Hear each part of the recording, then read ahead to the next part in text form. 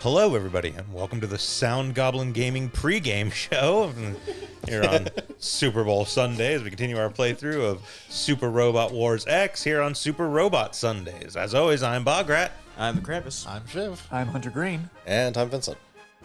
And yeah, let's just go ahead and get right into it. We're jumping into the sort of missions where we find out that, shock and horror, the Keepers of Order are actually the villains of the game.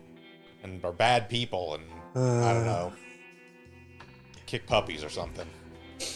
Yes, it is time to deal with the original plot for this game, Yes. as opposed to the mismatch of series plots. Is that a costume miss? Yes. The That answer is not yes. how travelers dress.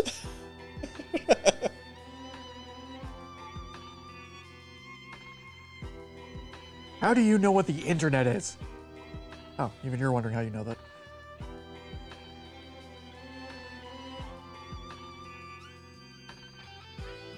You're 20. No, okay, no, you can have that for narration. You can't have a character go, it's 20XX. Not unless you immediately put, E-Takes 8 putting my kids through college. It's fine. After a while, we stopped counting in normal numbers and started using base 37. Yeah, there was a time someone actually calculated out what 20XX was. Yes, I was in the shower and bored.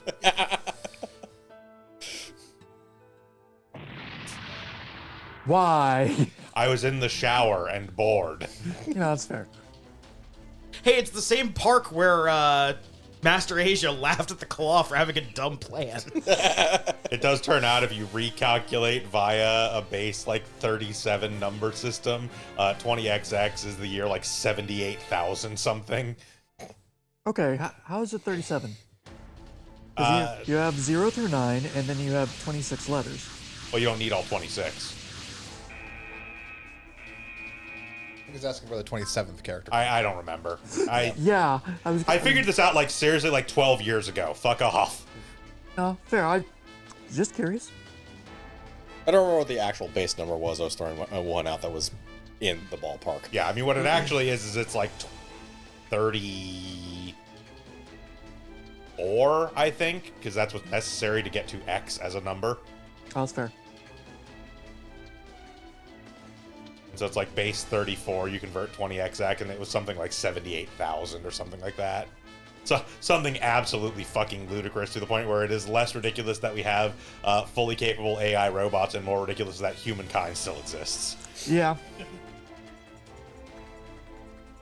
Yeah, I mean, after the opening of the Great Rift, humankind is probably fucked. Wait, she's a magician? Watch out for, Beast. I guess, I don't know. My mind is already blanking on wizard shit.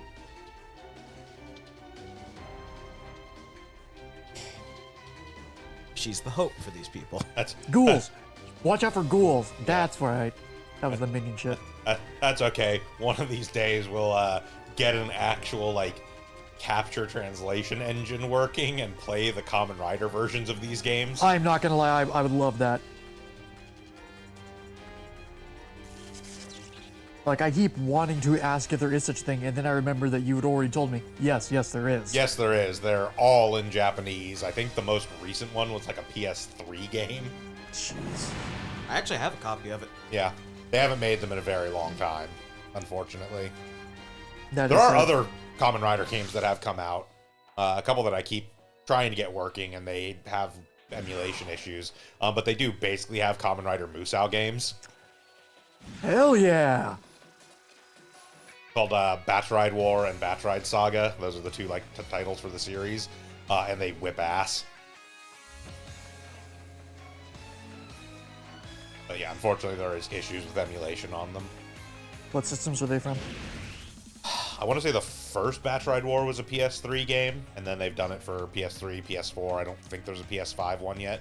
I could see why there'd be some emulation issues with that. I mean, PS3 emulation works fine. It's just specifically those games. Yeah, we are played fucked up. Enchanted Arms on the PS3. I was going to say. I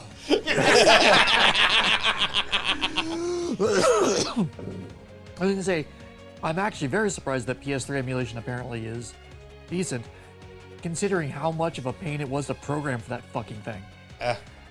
Okay, so 38. Your SR point is what it says. Attack P bonus at a certain point. Iori will be here. We need to defeat him specifically with Flight 1 Soaring Twin Wings.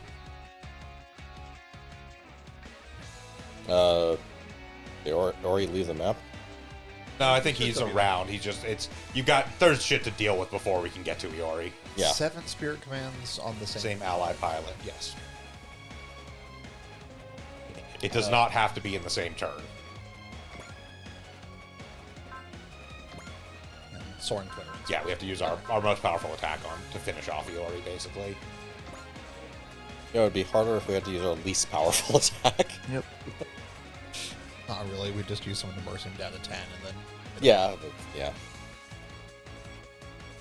That's still harder than beating his ass in. It's I mean, Soaring Why- Twin Wings isn't actually that powerful. that's like a 7,000. Like, it's decent, but it's not. I mean, it's not gonna one-shot him, but Yeah, it's easy enough to weaken him to Yeah, it's without having to worry about it. the Zelgard typically is not one of our boss killer units, actually. Well, yeah, it doesn't I mean, manifest a giant drill and go through people. It's Or throw sons, or. Yeah. it's not one of our boss killing units because it doesn't have the most amusing animation for killing things. I know how this works.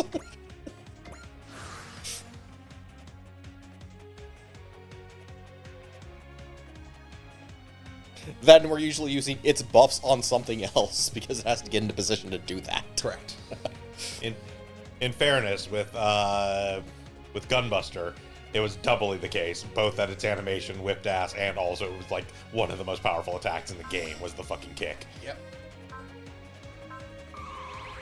I think like base power on that kick was like 8,500 or something. It was ludicrous. It was silly.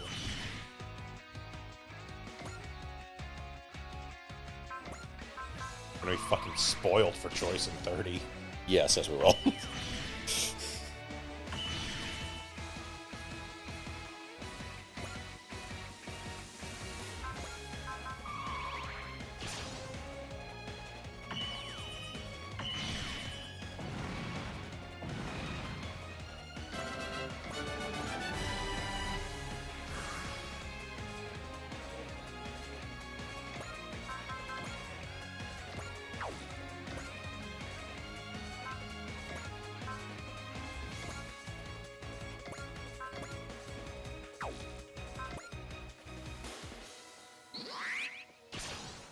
Huh.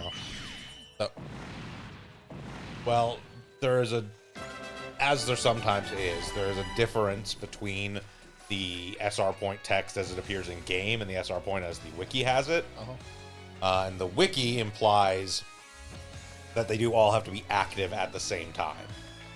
Because the wiki wording is before end of stage, have any one pilot have 7 active spirit commands active on themselves. That might. Some of the Zelgard's abilities are actually spirit commands, aren't they? No, all the dogmas are dogmas. However, it is worth noting that one that does apply among spirit commands. it does Yeah. apply a bunch of spirit commands. Also, there is like the thing of like there's a sub pilot. If at some point we get the other units in here, things like Foresee and Attune Yeah. are separate spirit commands. Yeah, I'm assuming it means the bottom stuff there. Yeah, it is that. Basically, have 7 of those Yeah. lit up in a single turn. She has persistent focus already, so.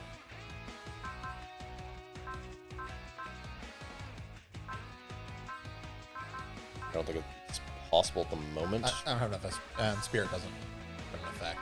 It's just business morale. Yeah. Like Bullseye would be one of them.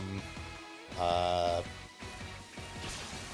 I can tell you what most of those are just off the top of my Anything head. that too. is an instant, but Playing on Super Extra gets you intimately familiar with a lot of spirits. we don't have 7 Yeah. non-instants right now, nor enough SP to do all of them. Even if we did. Yeah, Yeah. yeah. We've got to wait for other people to show up. Which is probably about now.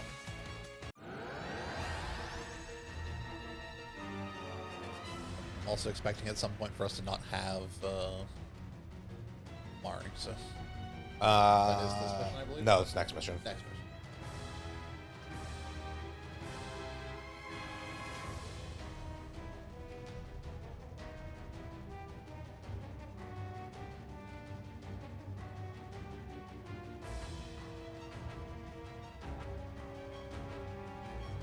I can.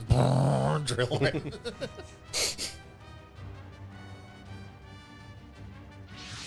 There we go. Alright. Then we don't need to deploy anyone specific. Nope.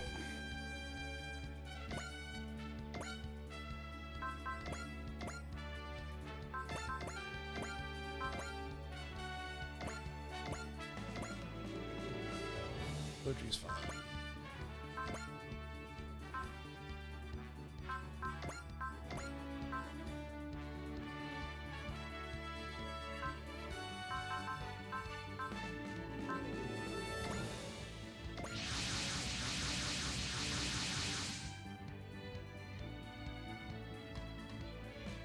Get an SR point like this in 30, that's no fucking problem. You have 2 units that are 5 full fucking pilots each. Yes, although there's no such thing as SR points at 30 either. No. I get the point. Yeah. Yeah. It's like 7. Don't you mean all? Yeah. All is actually hard. Not only are there 2 units that have like 5 full pilots each, I think at least one of the pilots has like love, which is the one that does like 5 of them on its own. One has love and another has bravery. Yeah. Just to make it completely stupid. Like, obviously they have the El Dorado, which has a bunch of pilots. Oh no, it's the the El Dorado doesn't have full pilots. No, The sub-pilots of the El Dorado are only like 2 or 3. Yeah. It's Combattler V and Voltes V both have 5 pilots. There is one that is technically the main pilot, but all the sub-pilots have full SP lists. Yeah. Nice. It's fucking idiotic. They are specialized to their roles to some extent when it comes to their full list. They are not But like when as there's- generalized as pilots, but when there's But there's just fucking 5 of them. It's like, who cares? There aren't that many spirits in the fucking game. And in spite of Combattler V and Voltus V being super robots and therefore tanky and not dodgy at all, you could dodge tank with either of them really because of the amount of like flashes, 3 of them have 4Cs, intuition, and like- intuition. Yeah. Yeah, I it's- don't think there's repeated commands between any of them. Yeah, I don't think there's any actual repeated commands between any of them, which is kind of mildly amazing. But 4C, intuition, and flash are 3 different things that do the same thing. So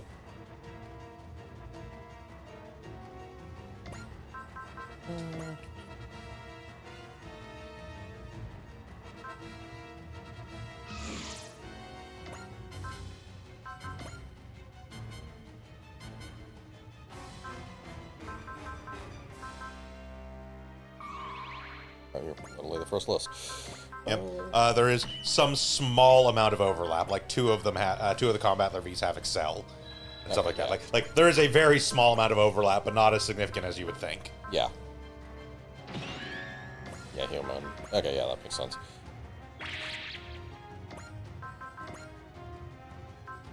Likewise, a couple of the Voltes V have like Valor, stuff like that. Like again, there is some very minor overlap, but like with 5 pilots each. Yeah. Yeah, with 5 pilots each with 6 spirits, you'd think there would be a lot more overlap than just like maybe 2 or 3. But no, that's like there really is just you basically have most of the spirits in the game on a single unit. Yeah. Once you get it, I mean, granted, they are like level 50 or 55 unlocks for their final ones, I want to say. So it takes a little while to get there, but Depending on the pilot, somewhere between 40 and 55. yeah. Yeah. I don't think any of them are the super late, like 60 unlocks. No. Late in that game is a relative Oh, thing, too, yeah. but yeah. In Super Robot Wars, unlocking your final spirit at 60 is considered late unlock. Yeah.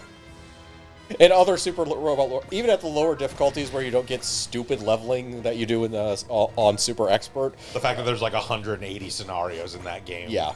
Yeah. Yeah. You don't get... Everybody will just eventually be that level. Yeah. Super Expert is its own special little case over here in the corner where at the end of Chapter 2 everyone's at level 200. Yeah. But, But most Super Robot Wars games, the final spirits are things you only see in like New Game Plus. yeah. Except with the exception of like maybe a handful of your highest. Like the characters you get earliest that you use the most sometimes will hit like 50, 55 by the end of it. Also, amazingly, Kosuke has abilities other than Wish on his character. I never noticed that. He's like my primary wish battery. Generally Yeah, is it's- on the field. There is one of those things where there are certain spirits that, like, once a particular unit has that on them, it's like, yes, they have other spirits. All of their SP is reserved for using this fucking thing. It's more so when it's like, you're one of 5 sub-pilots. I literally don't need any of your other abilities to make this thing fully functional. Yeah.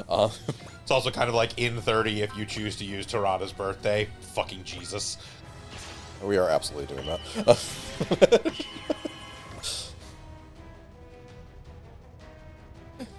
Sure, I'll have this 4C that costs 10. Well, it's also the cheapest attune in the game as well. Because the level 1 ability is attune for 15, which is like 5 to 10 less than the tune usually is. Yeah. And then for C, which is a 10 cost for C at level 5, which is like 20-ish below, like 15 to 20 below. 4C runs anywhere from 20 to 30. I looked it up. Yeah.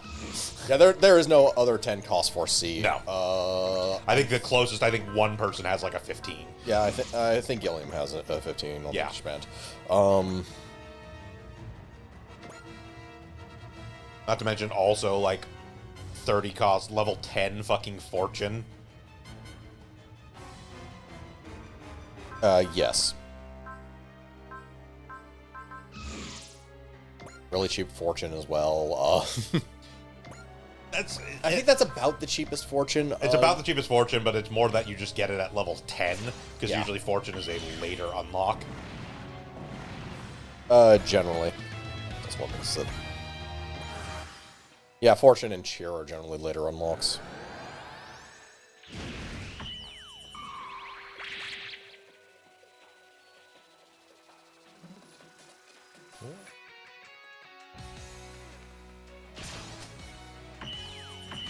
Yeah, we'll go into that more when we get to 30 and create our fucking idiot-ass pilot with Tarada's birthday. Like, Tarada's birthday usually gives you a good set. In 30, it's ludicrous. Yeah.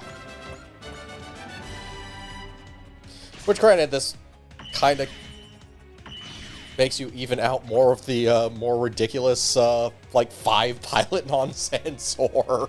Yeah. Tarada's birthday in 30 is also apparently the only way to have your primary pilot not have intuition as their first spirit. Huh.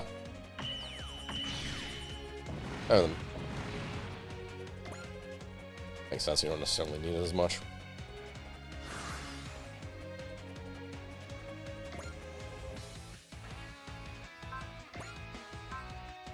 Yeah. Every other birthday blood type combination in the entire game gives you intuition as your first spirit for 20 cost, which effectively by doing Tarada's birthday at level 5 you have for 25 cost intuition on anyone you damn well please, because you've got a 15 cost attune and a 10 cost for C. Yeah. Also, honestly, the bullseye is the less important part of intuition. Yes, absolutely. Especially after a while, because as it turns out, when your PP is only really spent to put for abilities and not for buying power parts, you just spend it on abilities and not power parts. So, Yep. Yeah, there's a lot of interesting changes to the system in 30. Yeah. They're just like splitting those currencies yeah. makes a huge difference. Splitting those currencies, there's literally no shop for power parts. It is just, Yeah. like, you get some from leveling up the ship stuff, basically, but that's a different currency. Yes.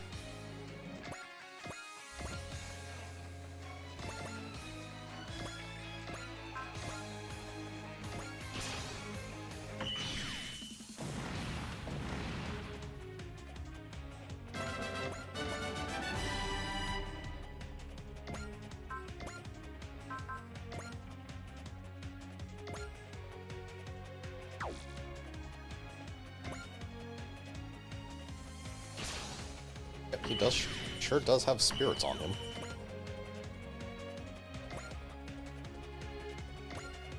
He's got spirits. How about you? He's got spirits and he's gonna get like 2 attacks. It'll do nothing to him.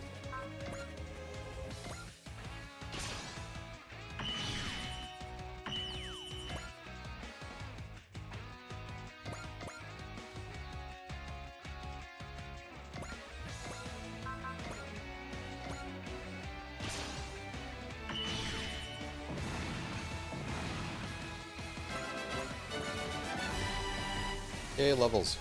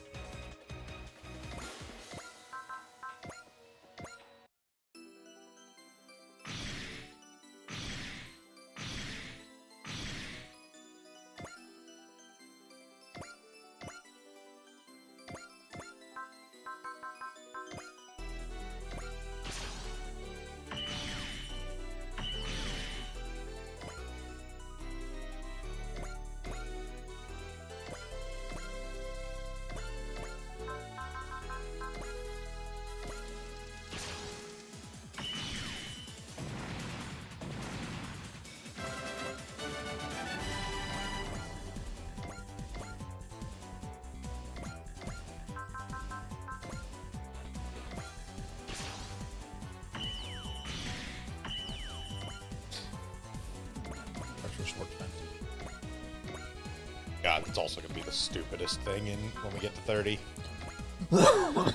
Having 2 units that once they get their ace bonus just take 0 damage from support defense. Good Yeah. lord.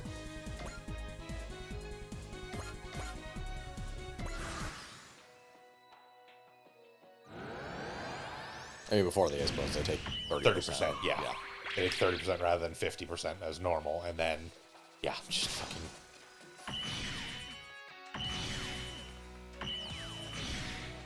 Their ace bonus is they get +5 to all stats for every adjacent ally up to a max of +20, and then they just take 0% damage from support defense.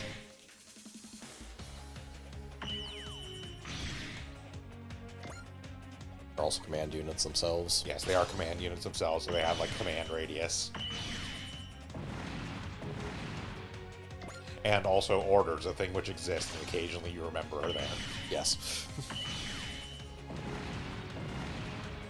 The problem is the action economy on them is not good. Yes, it takes their action to issue the order, which is like, eh. Yeah. If it was just a thing they could do, like the dogmas in here, where it doesn't actually take their action to do it, they would be way better. Yeah. They're still not terrible in the event that they're like, you know, if it's one of those maps where you have to have like half your units on one side of the map and half your units on the other side of the map, and they happen to be on the side of the map that's basically been cleared, so it's going to take them a few turns to get over to where any enemies are, it's worth it, but that's like really the only circumstance. Yeah. And that's not as common in 30 because the maps do tend to be smaller. Yeah. Double flash! It's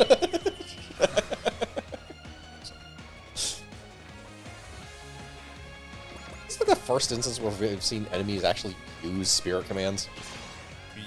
Yes, actually. Typically speaking, they don't actually use spirit commands, and he technically didn't use spirit command either. He used a dogma, Yeah, but which piles a That bunch of piles which triggers a bunch of spirit commands. Enemies do not get spirit commands. Basically, is kind of how it works. yeah. They might have special abilities that act like that effectively put the effect of a spirit command on them, but it's a kind of pedantic thing. But like it's just because of the way the system works out, they don't technically have spirit commands. Hot blood is only for heroes. And he has persistence. I mean, I mean, you're gonna have to hit him with you're something. gonna have to hit him some way or other.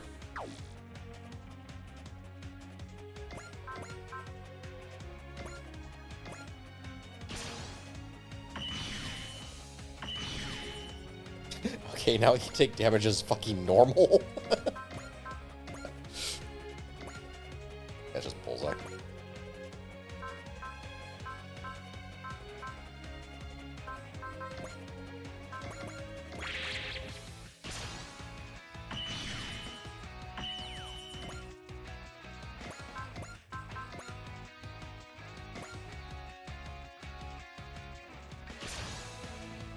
Alright, it's Zelgard with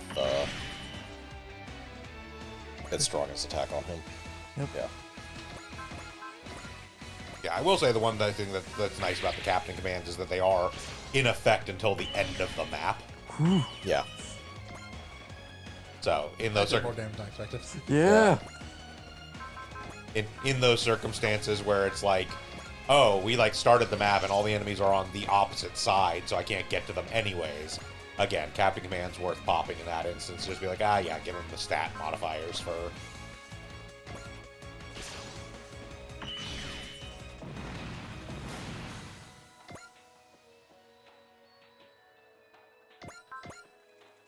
Which grows into an increasingly rare instance in 30 as you. Yes.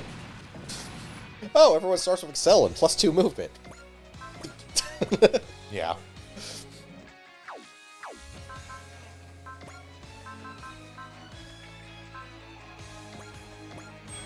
There are a lot of very funny, unique skills in 30, though. Yes. I am interested to see what the next Super Robot Wars game looks like, just because they did so many things in 30 that they haven't really done before for these particular. Is this really necessary? Yes, that bless and cheer. They're more resources. Yeah. Yeah, it's Oh, okay. double TAC-P, double experience, double money. Sorry, I'm having memories of Dane slaving stuff after all the buffs. Just, for funsies. No, this is XP. No, this is actually doubling XP and money gain. Yeah. Yeah, like, they actually have skills in 30 that trigger in ways that skills have not previously triggered, which is nice and interesting, and, like, they seem very straightforward, and they don't seem like something that wouldn't have been put in there before, but yeah, like, Hyper Agent is actually triggers in a way that no skill previously has ever actually triggered. Hyper Agent is just once you have defeated 5 enemies with that unit, it goes into effect. Yeah. Like on a map. It's not a thing they've ever done before for a skill trigger. Interesting.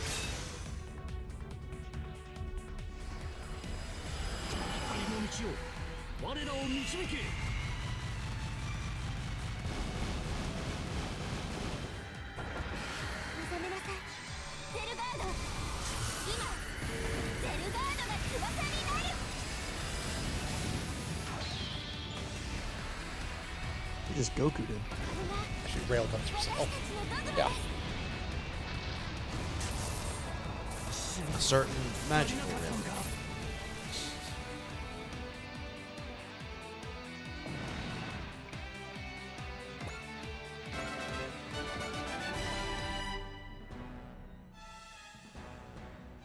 Rar indeed. Right.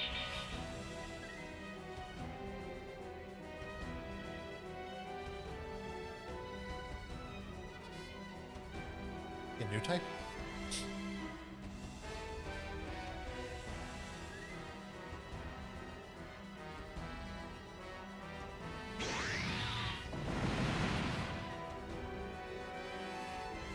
The bakery.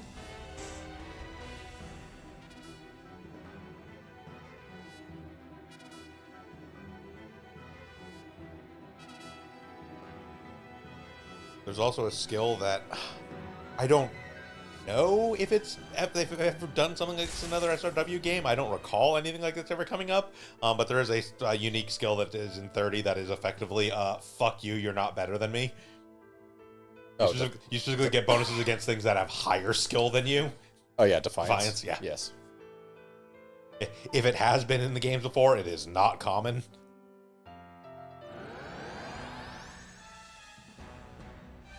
Yeah, it's relevant because it's on Combattler V's main pilot. Yes, it is on Combattler V's main pilot.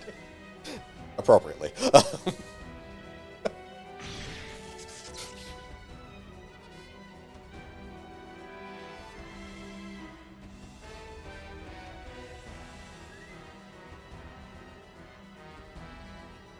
Oh, she's paste.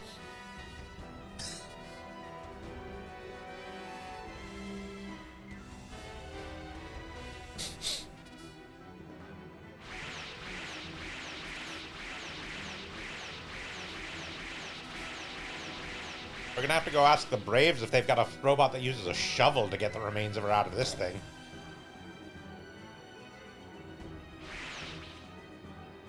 tell Spiro's angry. His head crosses up and everything. Yep. Yep. The Floofa Fury.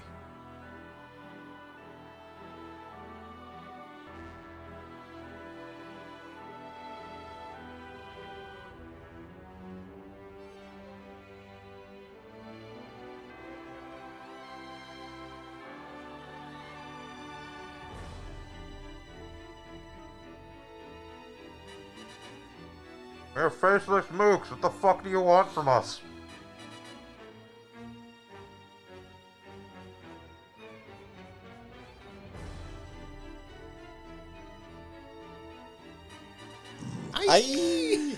I'm so glad that I had the thought of that sound effect before he said it on screen. It's like, yeah. Maybe we are the baddies.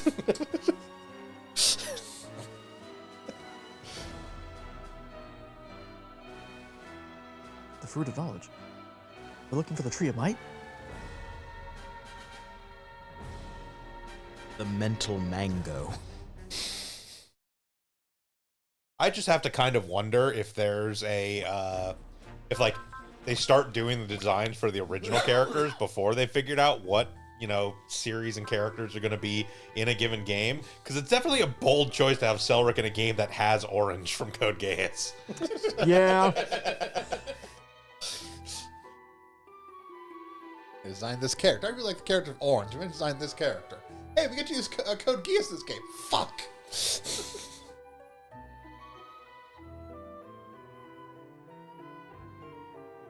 I'm actually upset I don't remember his name. Oranges. Just fucking Orange. Doesn't deserve a better name. Chose to call himself Orange. That's all I guess. Jeremiah He Gottwald. did not choose to call him something. It took me a hot Yes. second to remember, but his name is Jeremiah Gottwald. That's right. Yes, it is Jeremiah Gottwald, but his name is fucking Orange. You ever willingly go by the name of Orange, that's what you fucking get. He didn't, though. Like, that's the whole joke in the series. He never did. No, but it's the name he deserves. Fair. Also, that commander's terminal is actually pretty useful to put on units that are going to be nearby. Stick around with other things. Also, now I think about maybe he did after he learned who Luis was. No, when he starts flying around in the big giant Come here, pumpkin yeah. robot, he starts going by Orange.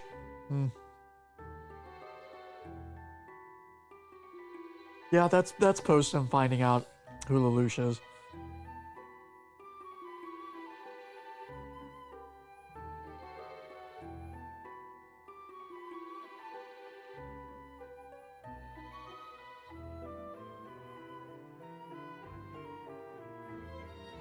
I'm kind of fine with it either way, frankly.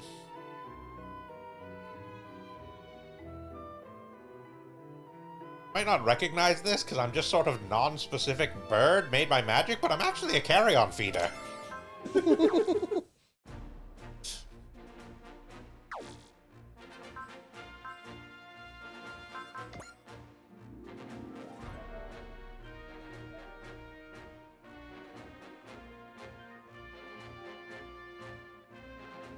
That was actually a very short mission compared It's- like to the last few. It's because it's technically a two-part mission because Yeah. 39 is the back half of it.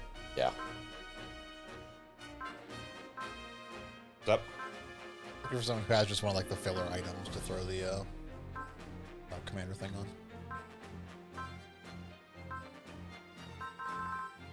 Take off the sniper.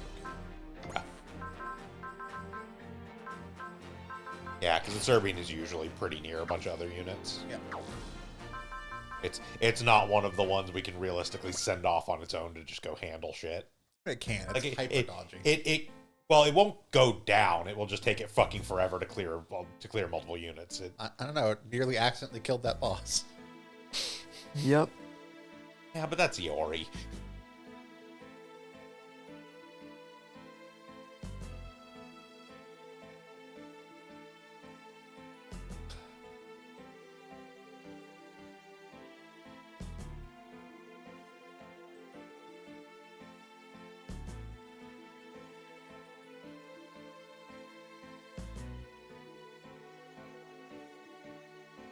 Somewhere, a genius computer programmer is losing his mind about the giant robot fight that just happened.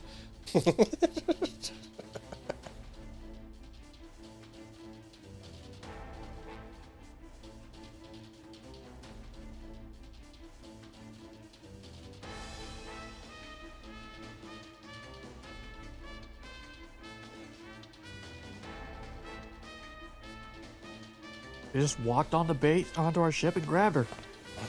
We need security. Oh, she ran off. 'Cause she's dumb.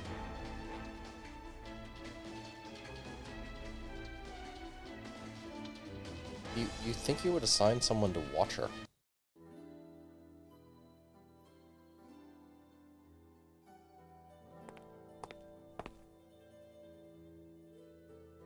You'd think you would assign someone else to watch her.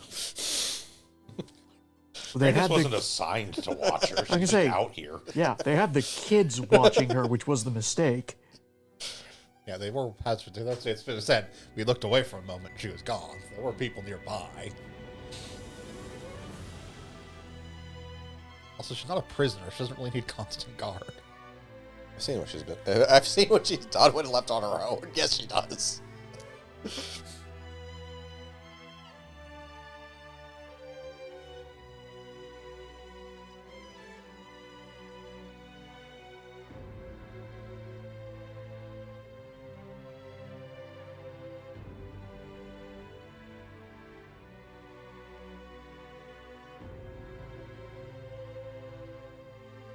And the first step in this journey is getting something respectable to wear.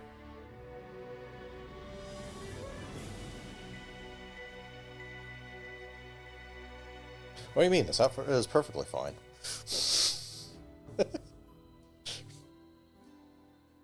Listen, it's her native dress. No, it's not.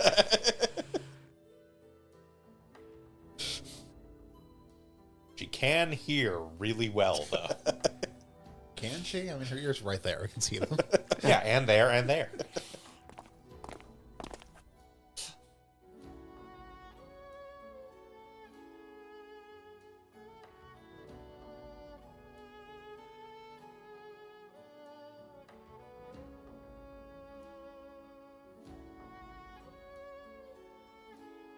Oh, I don't have those. We know, Himiko. What are thoughts? Can you eat them?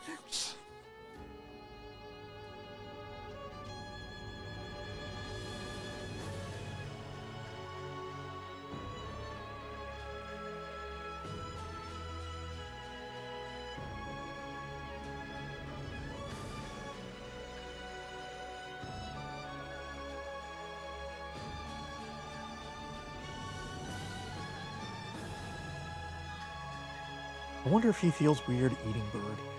No.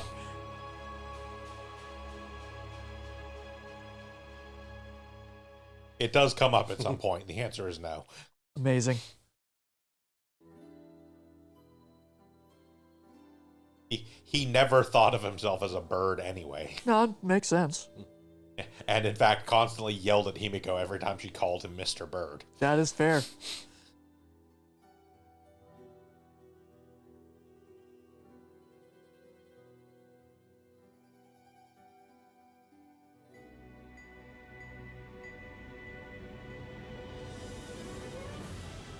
One of these days, I wanted to look at all these character portraits to figure out who has the longest neck.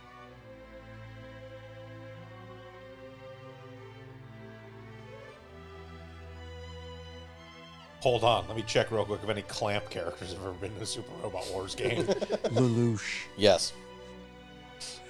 Clamp did the character design for Code Geass. Yes, but they still were toned down from regular Clamp stuff. That's true. Oh, answer is yes. Magic Knight Rareath. Yeah. Though they aren't pretty boys, so their necks aren't that bad. Yeah, I was gonna say Magic Knight Rareath is primarily female characters. There are male characters in that one. If I remember correctly, doesn't Landis show up in? Yeah, Landis shows up in 30. So definitely.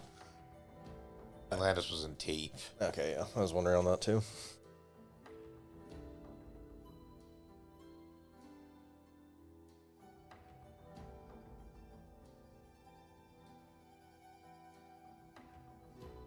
Oddly enough, I only remember him as a character from Magic Knight Wraith because of Super Robot Wars.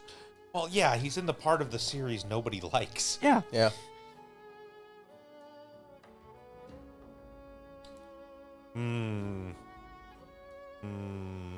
Oh? Escaflowne has been in Super Robot Shit. Wars games. Besides the huge mashup mobile ones or actual? Yeah, it was in Compact 3. Okay. Because like everything under the Like, sun is in it's, like it's, DK, it's so- primarily been, yeah, primarily it was in Cross Omega, yes, but it was actually in Compact 3 as well. Okay. Which was like on the Wonder Swan Color, I think, was the Compact series. So we've got long necks and dangerous noses.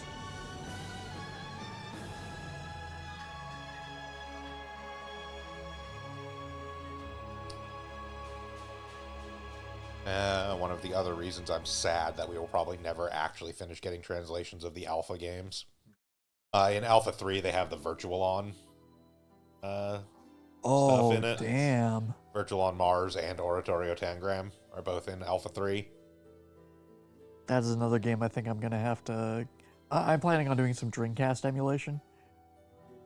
And along with PSO, that was a game I spent way too much time playing on the Dreamcast.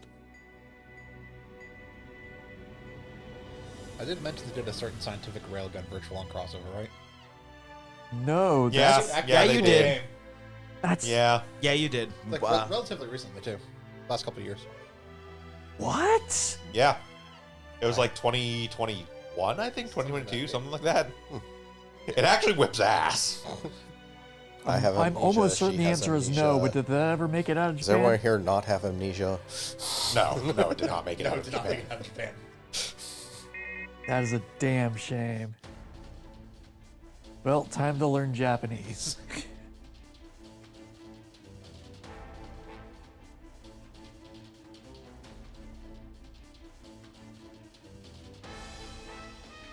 God, someday I gotta see if I can track down. I hope there's a translation project for that one. Super Robot Wars Neo. It was the first Super Robot Wars game on the Wii, and also the first game in the entirety of the Super Robot Wars series to consider to include no series that are considered real robots. Okay, only super robots. Wow. But it has shit like Jushin Liger in it and shit. Like, it's fucking wild. Isn't that the one that also has Iron League Shippuden in it? Yes, it does have Shipu Iron Leaguer in it. It's Mazinger, Jushin Liger, New Getter Robo, Warring States Demon God Go Shogun, NG Knight Lamoon and 40, Galaxy Cyclone Braeger, Matchless Raijino, Energetic Explosion Ganbaruger, Strongest Hot-Blooded Gosorer, Perfect Victory Daiteo, Shipu Iron Leaguer, Mobile Fighter G Gundam, and Lord of Lords Reunite. I am glad G Gundam's in there because I'm like, they gotta have some Gundam representation. G I Gundam. think the primary story is actually G Gundam centered. Phenomenal. All right. Anything in particular we need for this mission? So for this mission, the SR point is obviously within 3 turns to defeat 4th Dean Bell, which sounds fake. And the attack beat bonus is defeat Zelrek with Creation 0. So, no. Okay. Have Amari and Zelgard. Automatically deployed Zelgard. Yes. So, Yeah. Yes, automatically deployed Zelgard as piloted by Sparrow. yeah.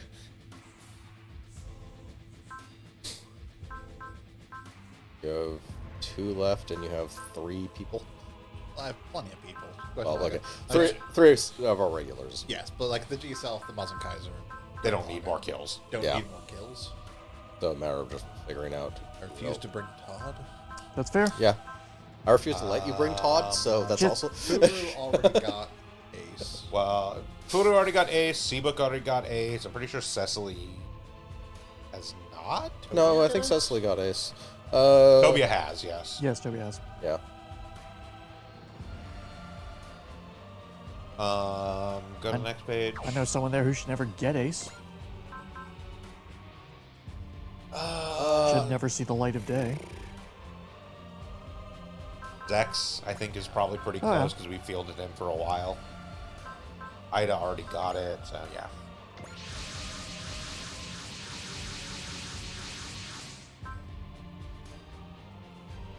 Oh, good lord, I forgot that was a thing. Oh. I forgot that Line Barrels of Iron was been in Super Robot Wars, and again, not just the mobile games. Really? Yeah, it was an L. Huh.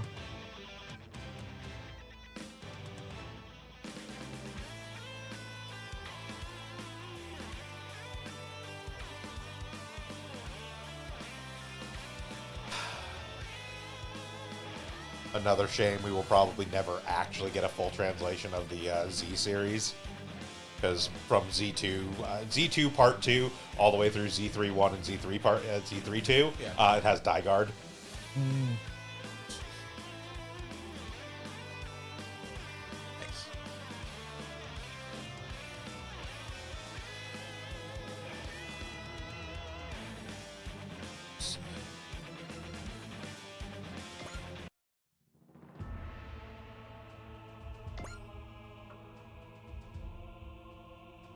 Do Centric in 3 turns.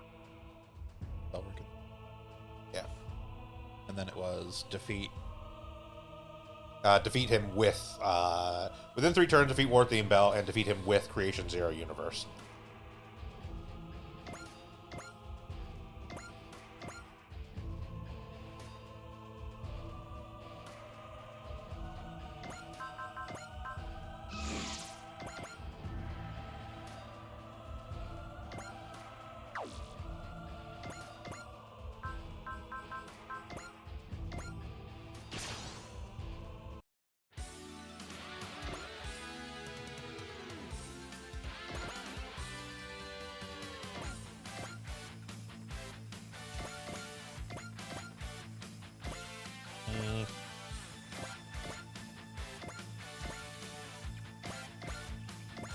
That's also mobile game only, but also had that we're also talking some pretty long necks there.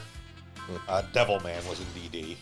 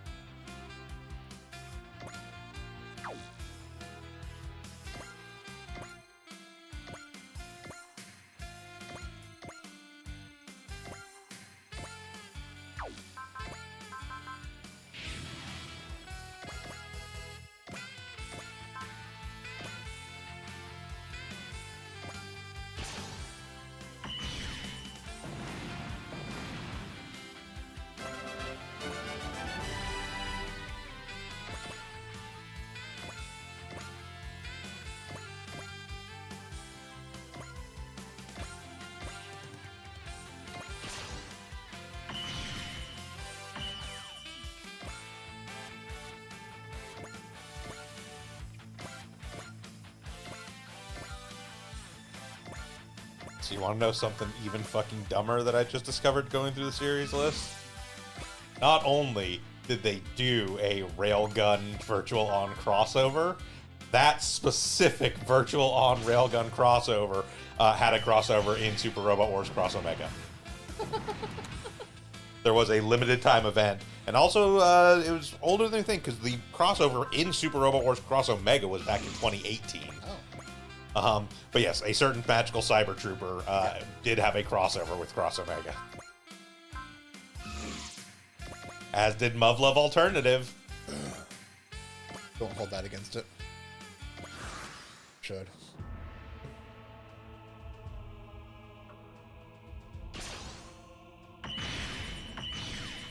And Pop Team Epic.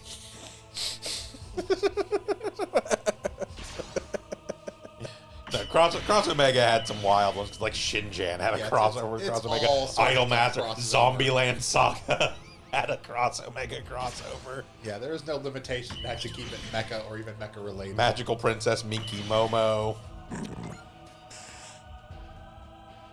Frozen Teardrop. There you go. You got your Frozen Teardrop. Can we hold Are that you one happy? against? Can we hold that one against them?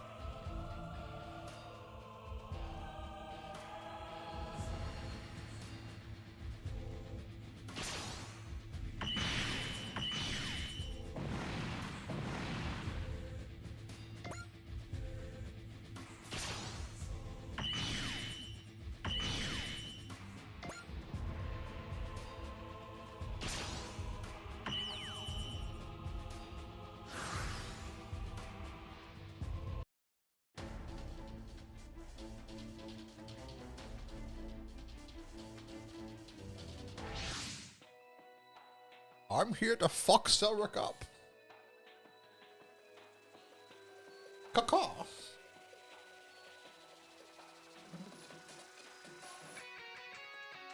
There's little buttons on my perch, and I can hit them with my little talons. Can you even fight? Shut up, bitch. The answer is yes.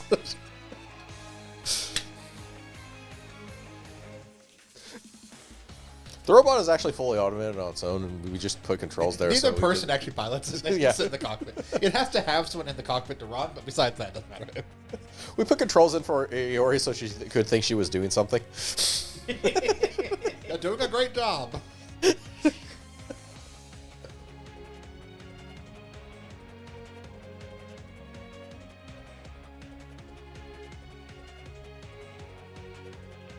Or Mario, right? But yeah. Zelgard is it actually the Dean Bell or the Warth Dean Bell I need to take out with? The Warth Dean Okay, Bell. so it is the Warth Dean Bell I have to take out with the attack. No, it is Selric you need to defeat. Whichever one he's piloting. He's in the Warth. Yes. Yeah. Because there's the Dean Bell and the The Warth Warth Dean Bell. Worf. Bless you. Right, the Kale Sandoval. I was gonna say, I think the Zelgard is actually controlled by tastefully arranging crystal unicorns on a table. I have never seen a villain faction so totally dedicated to not being taken seriously as these people. I have a really weird question. Huh. Does Spiro have a score? I don't believe so. Is this how we become an ace pilot, Spiro? I mean, yes, I, it can, I, is can, out the Spiro. I can tell you he doesn't have an ace Ace bonus.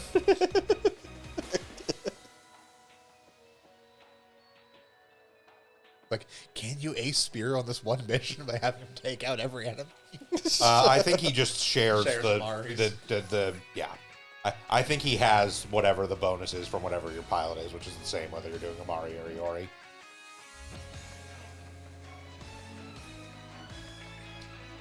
Yeah, so there is somebody apparently doing a translation project for Alpha 3, and I really hope they do actually finish that. Who's it listed as? What do you mean? Or does it list the name of the translation group? It's a person Ah, okay. who's releasing it on Reddit. All right. That being said, one of the reasons why I actually really hope they finish that is because Alpha 3 does have Macross 7 in it. Nice. And quite literally, Firebomber songs are a thing you can do, and the different songs have Hell different effects. Hell yes. They are straight up Planet Dance, Totsugeki Love Heart, Holy Lonely Night, Power to the Dream, My Friends, Try Again, and a different version of Try Again with Civil. He seems to keep All of which he have keeps different Amari's. stat boosts. the best Macross. Bar none. I don't know, I think Delta is better, but I need to finish watching Delta. it's also because Delta is fucking stupid as hell. Also, the attacks went up a version number. Yes, they always do. Yeah. I think to date the only Macross series I've seen Because it all also the way- got the stat boosts. I've seen all the way through is the original and Frontier. Yeah, they all went up a version number and all got like 200-ish extra attack.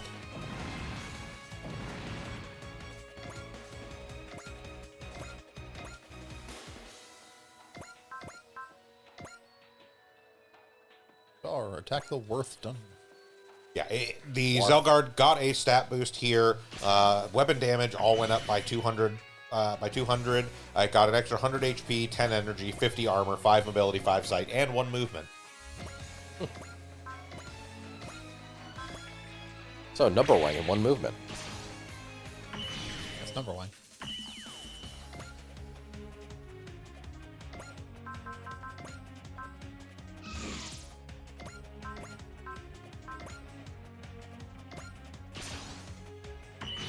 It is worth noting, I'm pretty sure this is one of those instances where you defeat the Warthine Bell first, and then he builds back up. Looking at it, yes. I don't know, because Eeyore is actually on our side now. Maybe. I mean, do you have Creation Zero? So we'll probably There's got to be some sort of event. Yeah. Because it is specifically defeating Telric with Creation Zero. So we also have Iori Iolite. Iolite. It's fine. In a second here, he's going to be a sub-pilot for the Zelgard. He just remain a sub-pilot for the Zelgard from there on out. Oh, Oh, that's nice. He too can arrange crystal knickknacks on a table. I think. Yeah, looks provides the yeah, crystal it's a great knickknacks? text. Yes. Close Zelgard them out gains of the a box? Creation Zero Universe Command Attack and Iori as a sub-pilot. Yeah, it's in green, not orange, so it's not a temporary thing.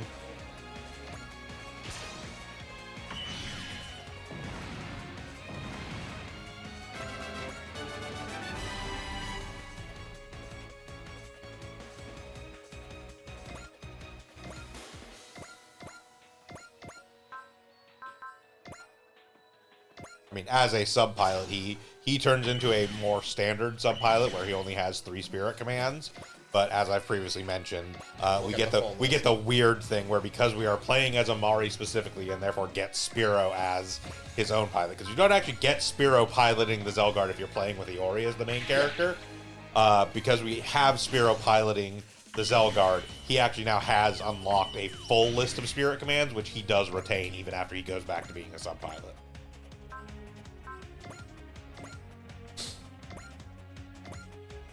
All right, I forget we have a veritable clown car full of mecha. Yep. Uh-huh.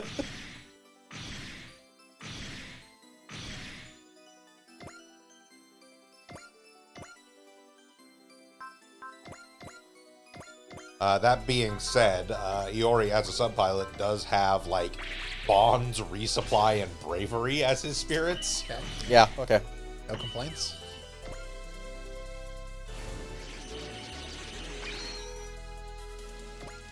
Like, they're all stupid fucking expensive to the point where we're going to get to use, like, one of them a map, but You got it.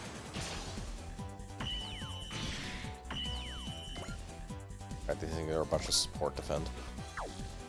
honestly, how many times a map do you really need bravery?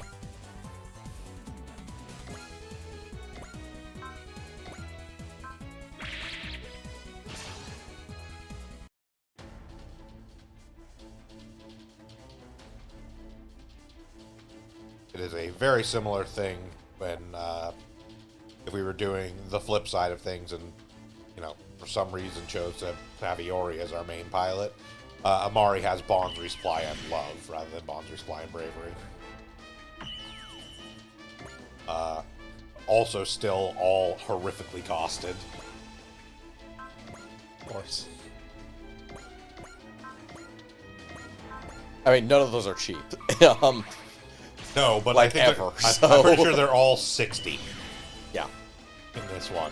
And that's not like the normal price for some of those. No, that is above for those. Not by a huge amount, but It's they're- it's like 10 more than usual, I think. yeah.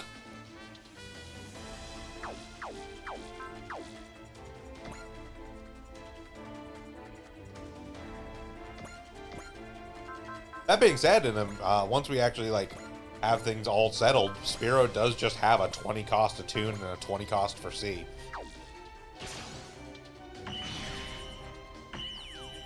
Which means it'd be 16s because our. No, that's after Magic. They're that's 25 they're defaults. Yeah.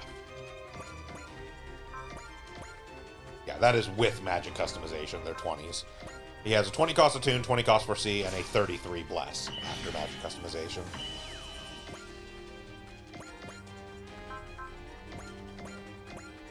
He technically already had the attune and bless, but he will be gaining the for C. And then also trust and possibly prospect. I don't know what level we're at right now. We're above 40. Okay, so then they'll yeah, prospect as well. Don't think he'll have wish yet. I don't think we're at 50 yet. No, I think we're like 40 something.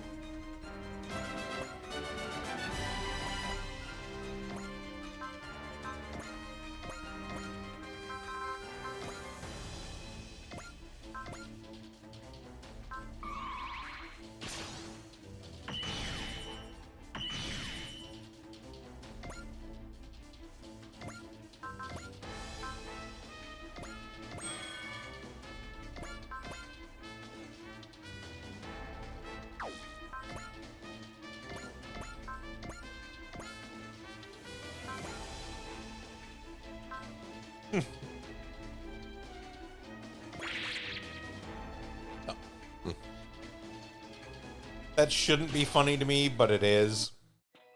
So it's just another like legacy thing where, typically speaking, bravery ends up on male pilots and love ends up on female pilots. Except on Mosh Marcello. Except on Mosh Marcello, his final spirit is in fact love.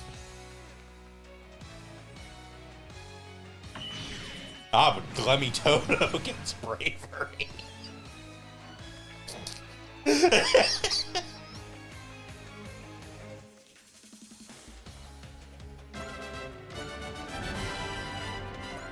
Glemmy Toto also starts with 2 levels of the Instinct special ability, and I don't want to have Glemmy Toto's instincts. Yeah, I was gonna say.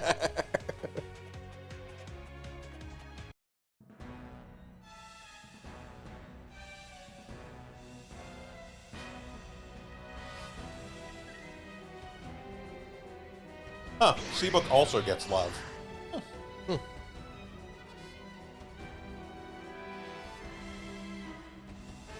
Kind of makes sense, I guess. Oh, he got better. We'll have to kick his ass again.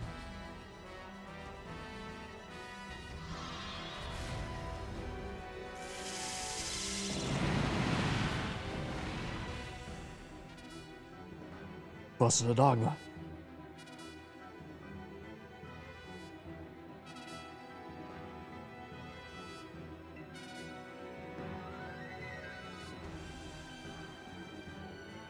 Huh. I mean, we're not gonna fucking field him, but Kirby's has a cheap-ass bonds. 45 cost bonds.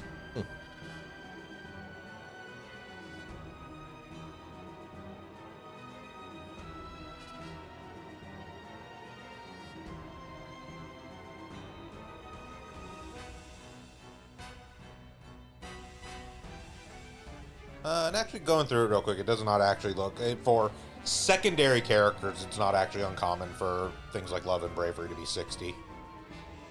Rocky, Ringo, all of them have those at 60. So Yeah.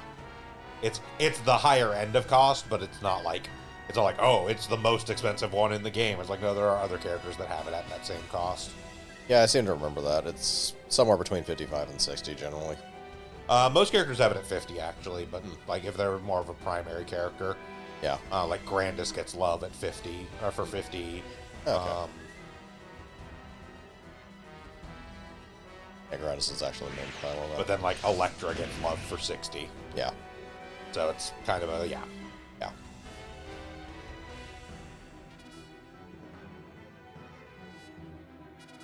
I still vastly disagree with that. I feel that every main pilot in a Brave series should have bravery at its cheapest possible point. But Maito's is 55, where there are other characters that absolutely get it at 50.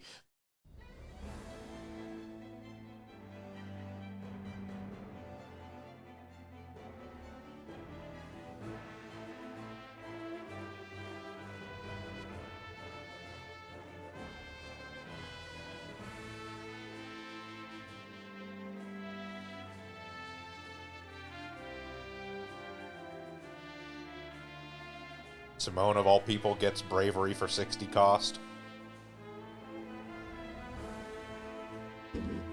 Again, I would argue he should have it cheaper. Yep.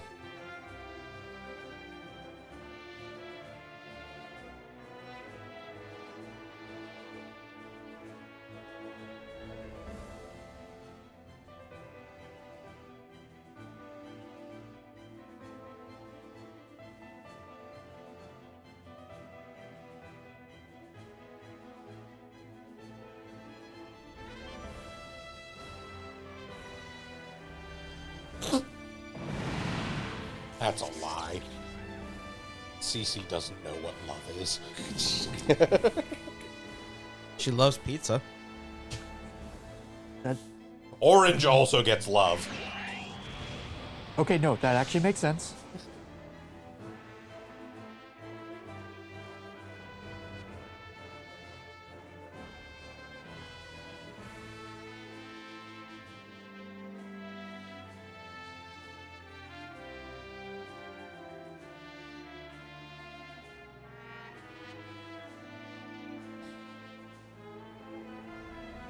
Aren't matching outfits.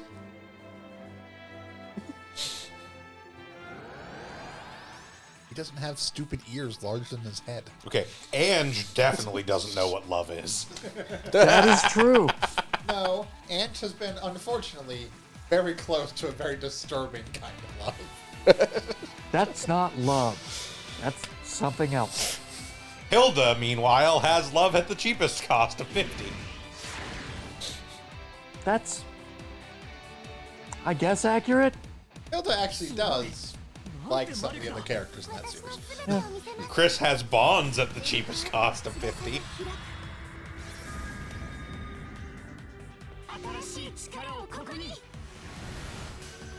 Okay, that doesn't technically count because it requires his ace bonus to actually get there. Tusk's love with his ace bonus costs 40. That is what his ace bonus does, just make his love cost 40. Oh no, we're summoning all 3 Pokemon. I'll choose all 3 starters. It looks like all 3 of the legendary gods. I still want that game to happen. What's his name? Who's it's in Rayquaza? I mean, you can make it happen. There's extremely robust Pokemon fan game creation tools out there. That's fair. Yeah. I want the beginning of a Pokemon game to start with you pulling a gun on the professor and just taking all 3 starters. I'm sure there's probably a way to do that. I choose this rock. Bam. Now I have all 3 and a briefcase. That does remind me. Do you need a briefcase? No, payday happened.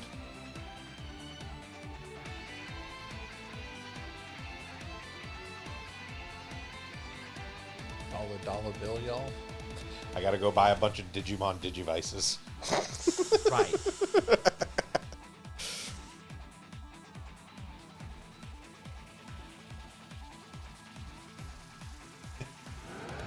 For all of our non-viewers, just so we're clear, I am going to institute a Pokemon Fight Club, or a Digimon Fight Club in our group of friends.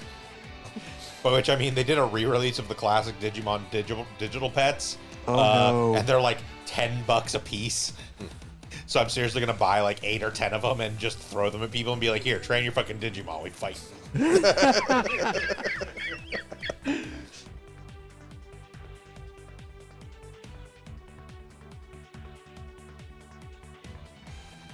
I gotta be very careful to make sure that I get all from the same set, though, because if I get some people the Digimon X ones, that's an unfair advantage. I'll take your word for it. It's a different series. They have better Digimon in them. Ah, Also, I've never been able to find one way or another whether they or not they are cross-compatible, and you can even battle Digimon Classics with Digimon X units. That's okay, though. There's like 20 different standard Digimon Digivices.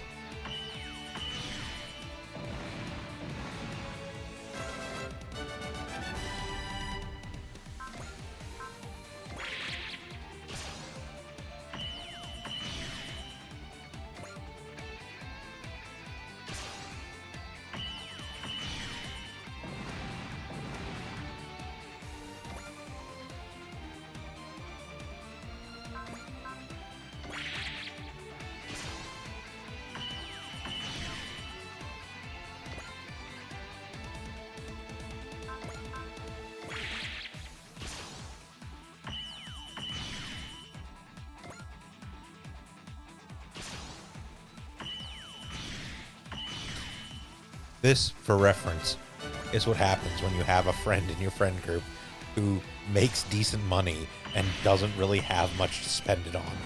He does dumb shit.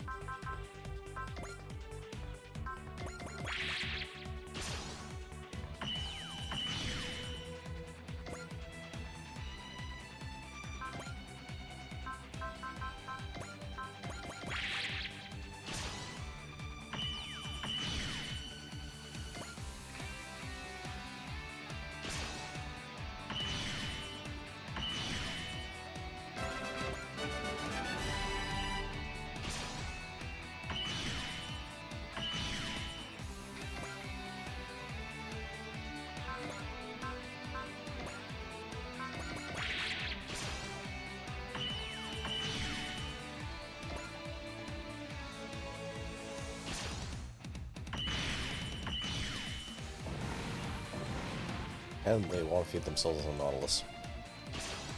They do. Great ace. All right, they'll be here Tuesday. Amazing.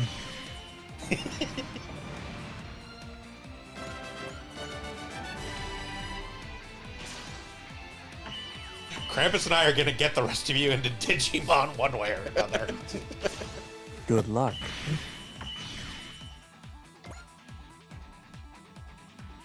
One of these days, we're gonna take over either a Monday or a Thursday slot with a Digimon game. I'm fine with Monday because it makes sense. That makes sense. It also makes sense for Thursday as well. Yeah. Even if we've already talked about this. There's not really technically a theme to Thursdays, but even if we do assume that the theme for Thursdays is more like the sort of strategy RPG games, the latest Digimon game is actually a strategy RPG. And is also ostensibly kind of on my long list of things I might possibly play on stream anyways. Yeah. So there was that. If we do it on Mondays, it's almost certainly going to be Cyber Sleuth. But it's a matter of, The game that perpetually ends up in the price range I am willing to pay for it right when I don't have available to do it. funds. Yeah. Uh-huh. Like it's down to $10. I'm like, I could. I will say, one of these days, you got to let me remote into your machine and sign into Steam so I can just do the Steam family sharing from my account with you. Just so you have access to all my shit. Granted, only when I'm not playing it, but also, like, Yeah. I'm at work during most of the day, so. Yeah. To be fair, yes, but also I've got so much on my plate still. Yeah, but I'm just saying, in this perspective of games like that, it's like, I just have that on my Steam library. Like, So it's weird as I thought I had it through a like Humble monthly thing, but apparently it was on one of the few months that I you missed. skipped, yeah.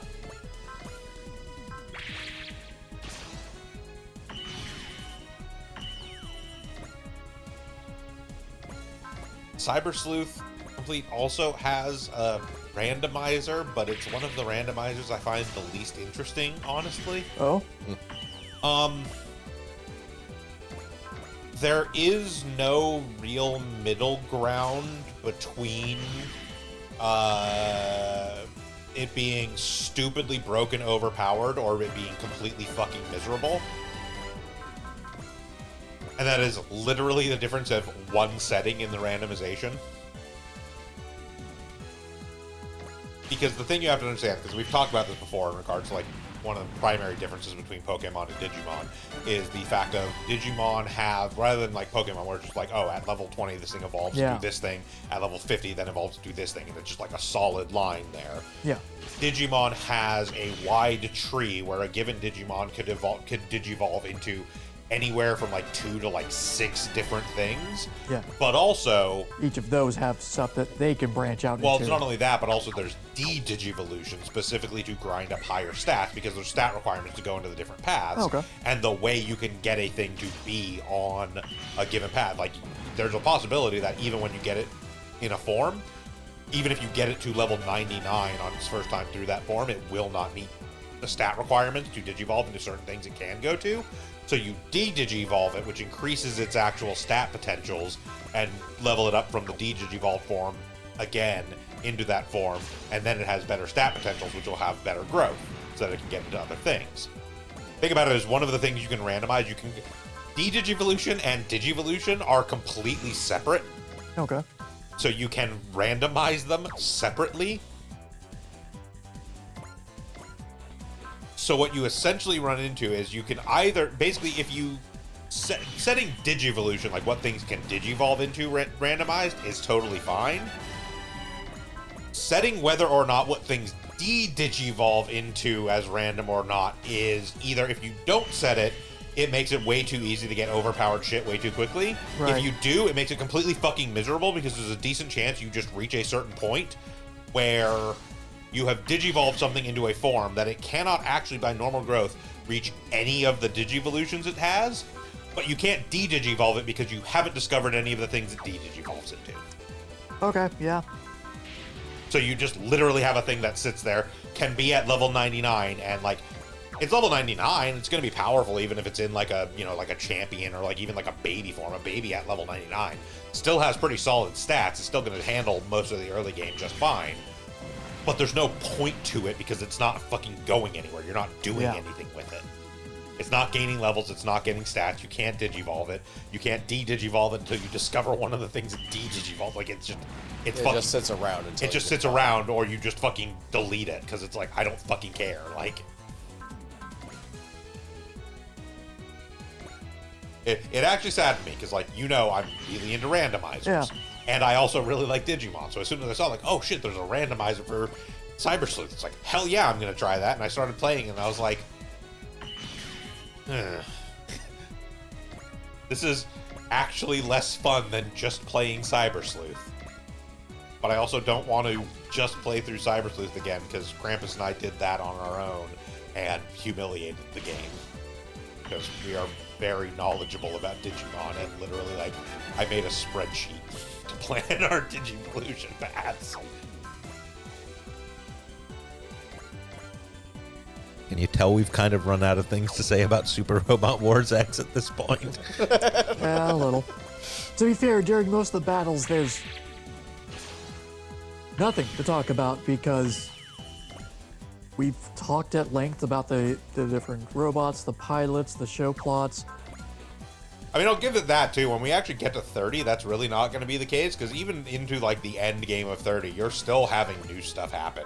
Yeah. Pretty constantly. Just by virtue of there's, like, 35 series involved in that fucking game, even in the main game. Also, there's going to be a good amount of content that we'll be doing off-stream. Yes.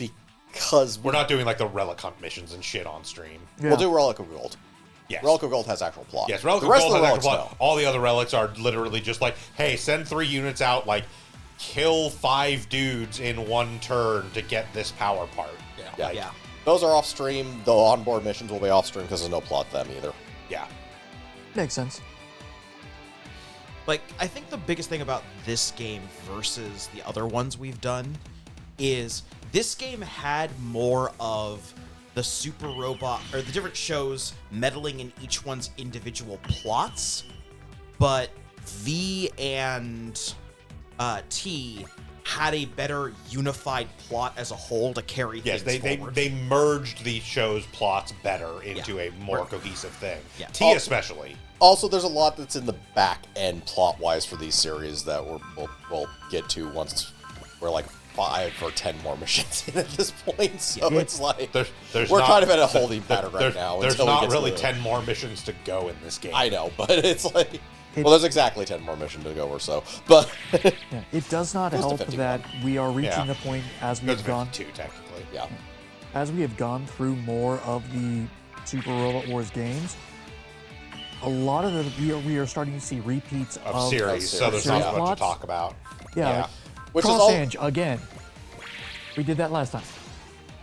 And we were able to talk more about Cross End this time. Because they did more. You watched it, and also it is actually more a focused plot in this game than it was in V. That being said, I think what Vince was about to bring up is that's also not really a thing we're going to run into in 30. Because actually, most of the stuff that's focused in 30 is actually stuff that hasn't been in any of the games we've played yet. Fantastic. Yeah. There's I mean, a little there bit with is like some Getter stuff- Robo and stuff like Yeah. a lot of the standards, but like there's a lot Okay. of new stuff in. Well, there is, but when it comes to Getter Robo, 1, it's getting mixed with Galgai Gar very heavily. 2, it's Getter Robo we haven't actually done so much of, I think, for the Armageddon stuff. I don't know if we've done too Armageddon much was in T. Armageddon was in T? Armageddon was the primary Getter Robo of T, actually. Okay. And But then there's even then- De-Evolution, which is absolutely not Yeah, in. De-Evolution is brand new to 30. Yeah. I mean, just looking at the list, like, Combattler V is in 30. It's obviously been in stuff before. There's not a lot of Combattler V plot in 30, but that's also because there's not a lot of Combattler V plot in Combattler V. Yeah. It's from that era where it really was Monster of the Week mecha anime. Combattler V is pretty much just the robot, basically. It's just the robot and Hyoma being Hyoma. Yeah. We'll have J-Decker, which is a Brave series we haven't actually covered before because it's literally the first time it ever showed up was in 30. There is Gal Gaigar stuff in there, but it is actually Gal Gaigar stuff that wasn't covered in the previous one Gal because Gaigar Final. because it's Gal Gaigar Final and Gal Gaigar versus Better Man, which is actually like the sequel manga to Gal Gaigar. Code Geass is still there, I guess. We haven't technically done that, Code Geass, and okay, as it's presented in that game, it's not bad, almost by virtue of the fact that Van is actually attached to this plot. Yes, When yes it they actually do gets a little attach bit the more. gun sword stuff to Code Geass, which makes it way better than if it were just Code Geass on its own. That, I think, is the point that Krampus was making, too, is that 30 does the meshing of series a lot better. Yeah. It sort of intertwines their plots more thoroughly. Yeah, until you pointed that out, I didn't really think about it. This one really does just have kind of each series doing its own shit sort of independently. Like, Yeah. Wataru is a little meshed in with other stuff, but for the most part, it's as much as I may rag on fucking V for doing the whole, like, oh yeah, all energy of everywhere, anything is all Dragonium. It at least was, like, making an effort to be like, oh no, let's have, like, some, like, oh, shit, like, we know all about Getter Rays because they're actually generated by our Mystic Rock. Yeah. Yeah.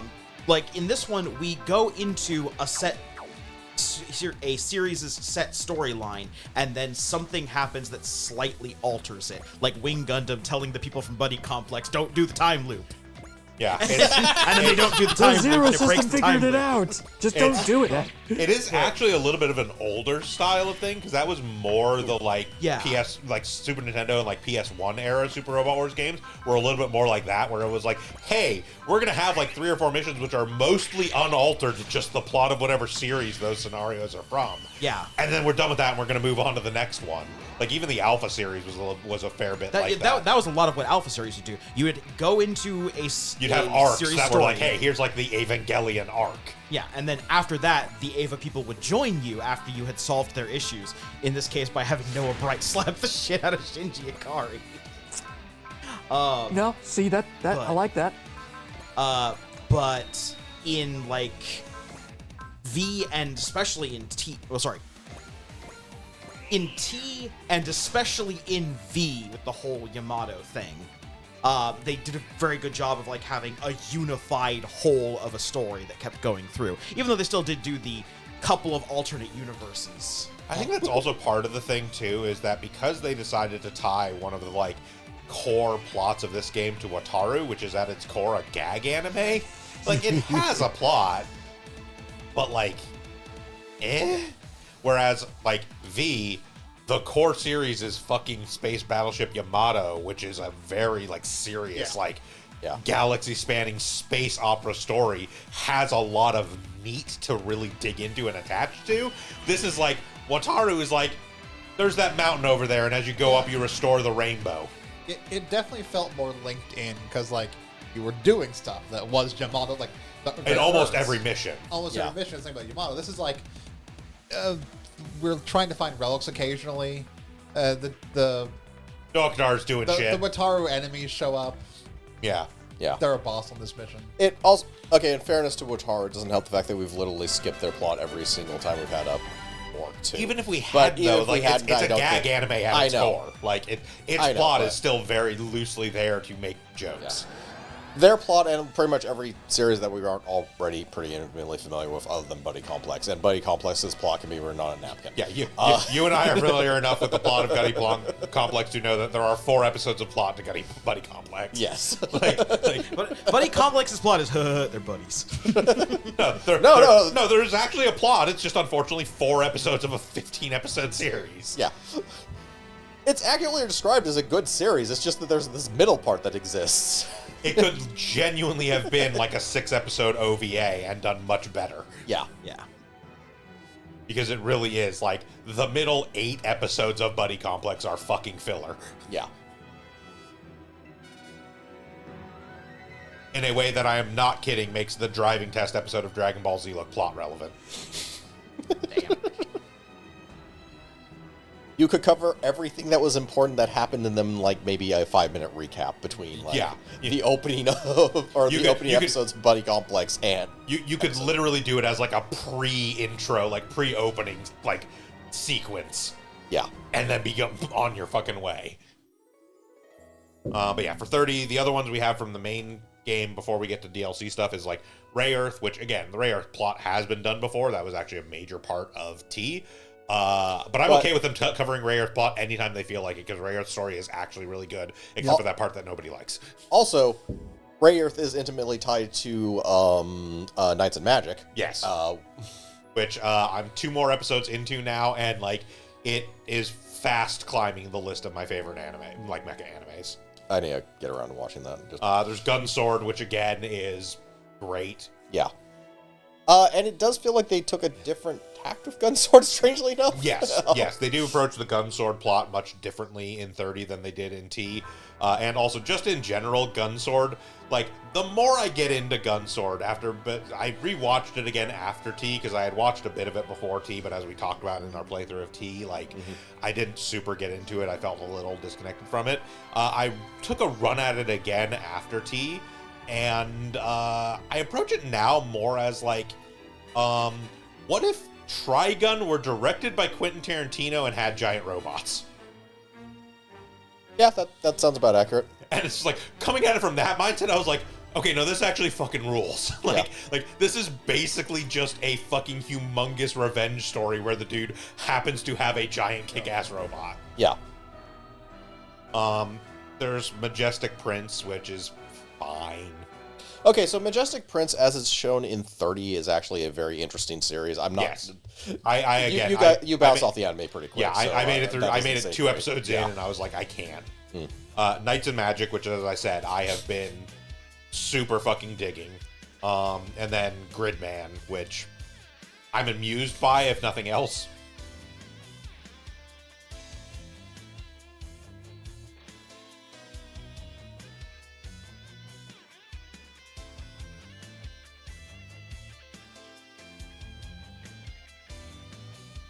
And then we get the DLC stuff, which mostly has its own sort of self-contained plots, understandably. Yeah, Relina's here. Huh? Oh, What? fuck. Oh, I thought that was a stick we put a wig on. No, Doug and I kidnapped Relina like 20 scenarios ago, and we still haven't cared. Stop it, Buckethead Relina. We've been doing the Gundam side as well. So Well, no, it's they're not like just if anything happened with it, we wouldn't know. well, they're just being accurate to actual Gundam Wing, Okay, where Hero so the one time occasionally we- remembers Relina exists. So the one time we didn't do the Gundam side was where the entirety of Endless Waltz's plot was. Yes. There's a reason we had all of the Endless Waltz characters immediately. Yes, but it's like it is the one time we didn't do Gundam is where the entirety of Endless Waltz plots was. But after that point, is Relina getting kidnapped by the Dokinar forces and Hero not caring, thereby being wholly accurate to the entirety of Gundam Wing? Hero and Zex not caring that Relina has been Zero kidnapped. shits given.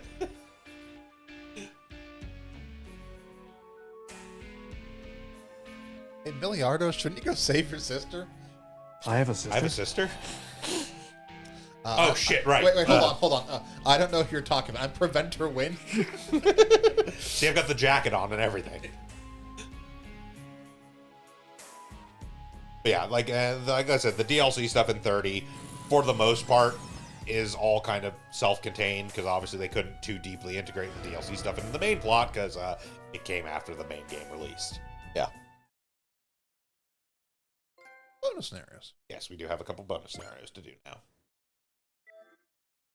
Also, somehow accidentally lowered someone's morale down.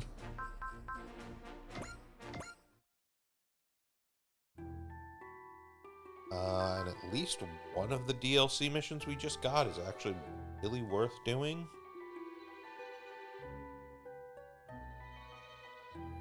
Because it gets us a hyper generator. Phantom Butterfly will get us a hyper generator and a jamming device. And Exception will get us another Nectarybium crystal and an Omni Defensor.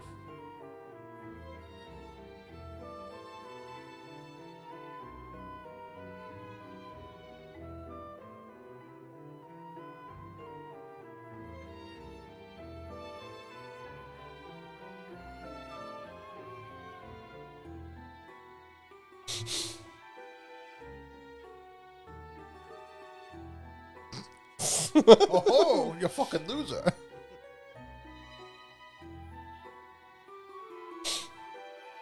That being said, the What? DLC, You're a fucking bird.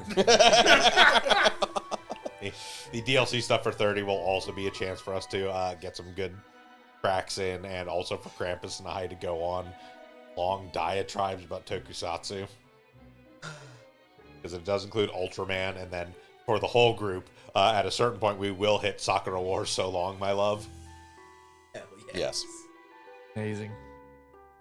Like, Krampus and I will have opinions about base Sakura Wars, but...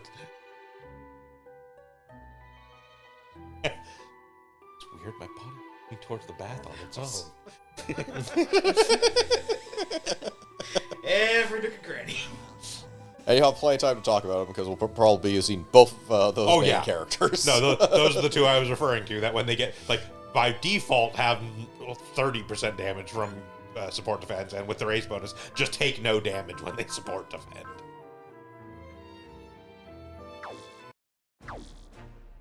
And are, in general, just solid units. And take no damage when they get direct attacked either, because nothing can fucking hit them.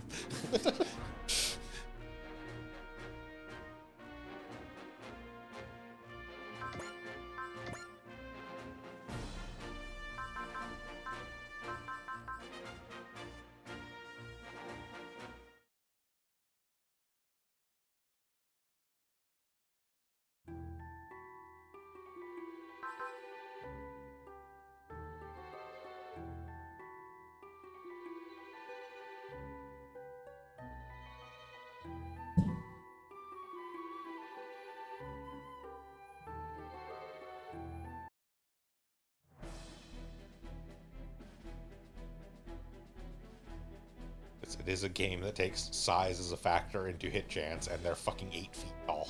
Yeah.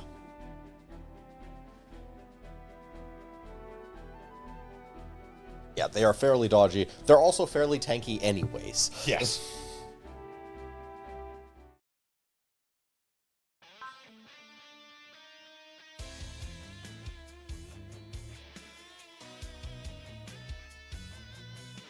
And we will also get probably one of the coolest Getter Robo things we've gotten in like 20 years. Getter Robo De-Evolution is actually really fucking cool. Yeah.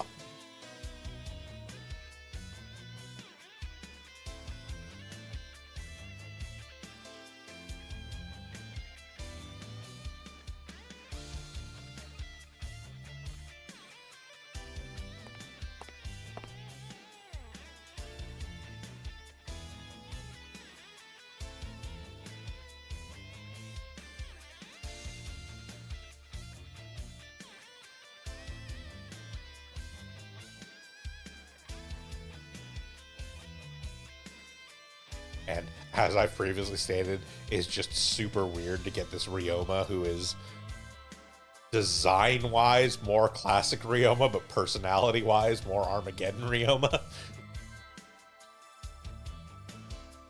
In a way, it makes sense, but...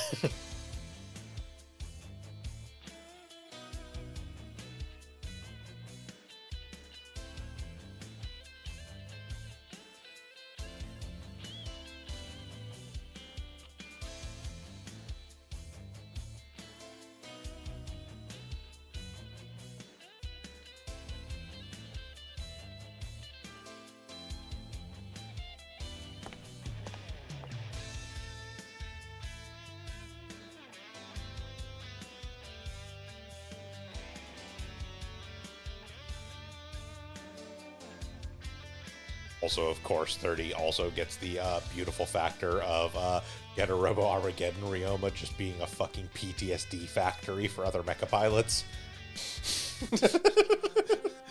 Yes. Because he fucking trained the Combattler kids. He trained the Combattler kids, and at this point, he is a legendary figure, and pretty much everyone is afraid of him.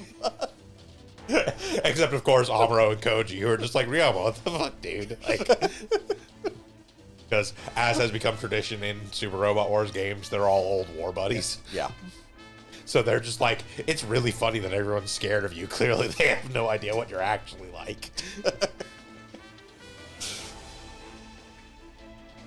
Meanwhile, all the Combattler kids are just like, he hit us with sticks.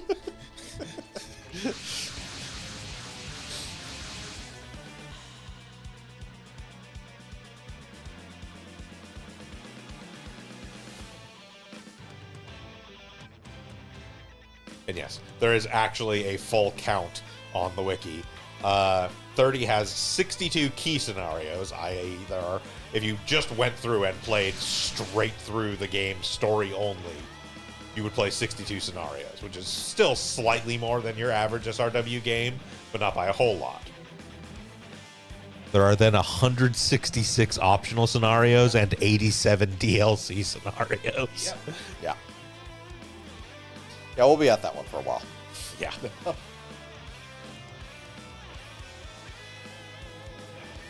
Again, a lot of those scenarios are going to take place off screen because the optional scenarios it do include stuff like the onboard scenarios, which are literally just like 2 lines of dialogue and here's a power part.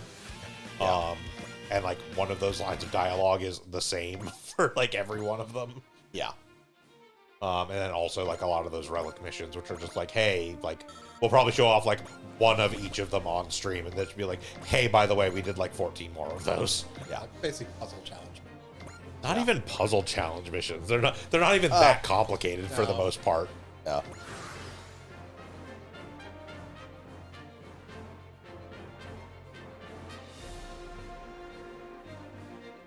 It's more of a, hey, are you high enough a level to do this to level 45 creatures? Yeah, it's just like, hey, just like field a dude who can one-shot a thing and then have him one-shot a thing on his turn and kill the other 2 on the crack map. Like,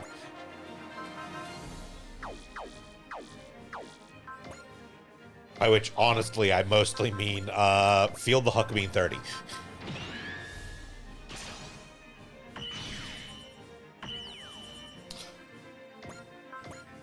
Generally, yes. It's really skewed on super expert difficulty again for basically the same reason everyone is like 100 and something, so these scenarios are trivial as yes, anything you can say about 30 does not apply to super expert. No, it doesn't. Super expert is a stupid difficulty level that just makes nothing make sense in the game anymore.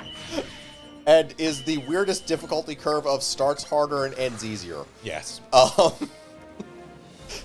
Just because after you've capped everything at 200, it's like, Ben can dodge 300 fucking times, or 30 fucking times from just using Flash. There is no difficulty left in this game.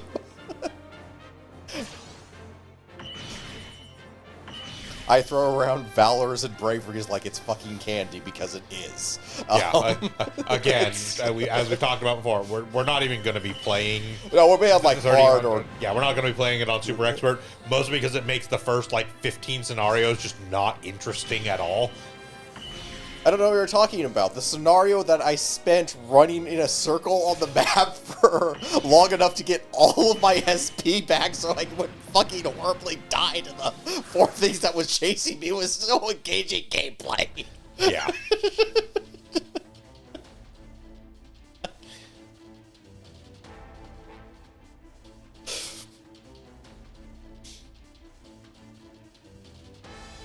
Or our dice chance of having to reset Ultraman several times over. Somebody must thought it was a good idea that you had to actually kill things in that mission. I just need a fucking screen cap of that one there. It's called srwtranslation.jpg. Where the name bar says Kocho, spelled Kochoh, and then like the dialogue says I'm Kocho, which is like Kocho. Yeah.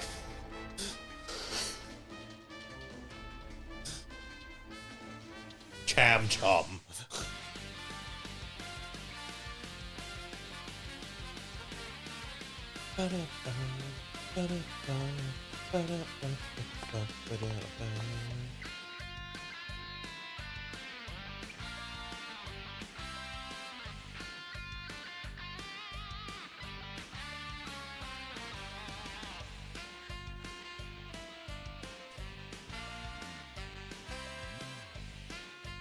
Also, as a small aside, as a symptom of them not focusing on anything for too long, we have also not gotten Hao Kai-Lun's weird Launchpad McQuack sidekick. No, he's been around. I know he's got. We've seen a little bit of him, but because these guys haven't showed up except for like.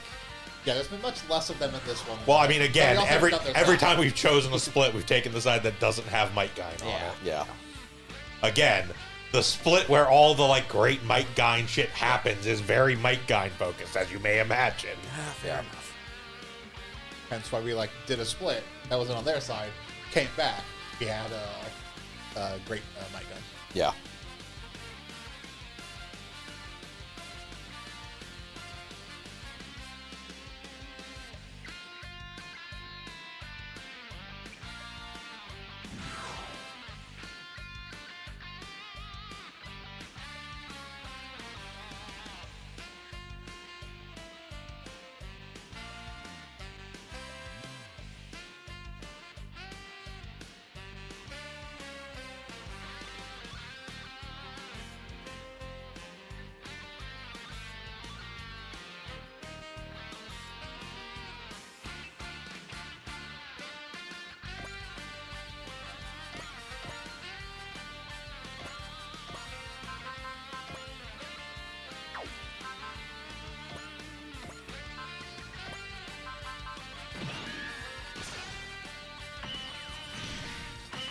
Take that, guy standing next to him.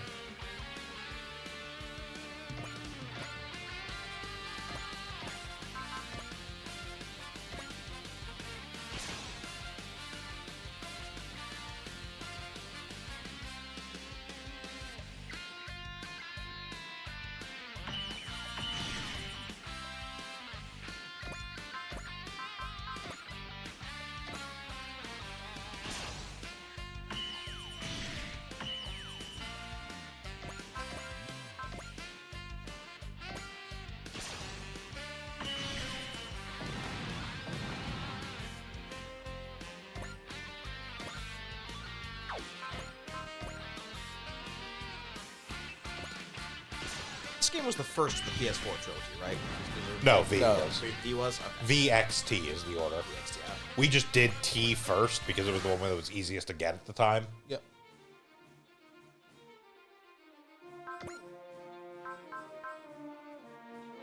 Like when we started doing this, T was available for like $80, and getting a copy of V or X was like $150. Yep. So we did T first, and I waited for more stock to come in for V and X, and then we got V and X when they came back down to like 80, which is about normal price for an import. Yeah, wall up anyways.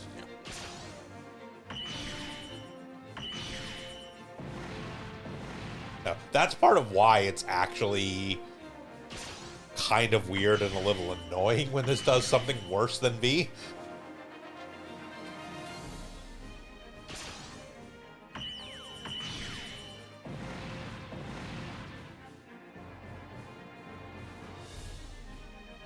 But it's also why like it doesn't have some of the like interesting quality of life or mechanic stuff that T did, like having the supporters or things like that, which first got introduced in T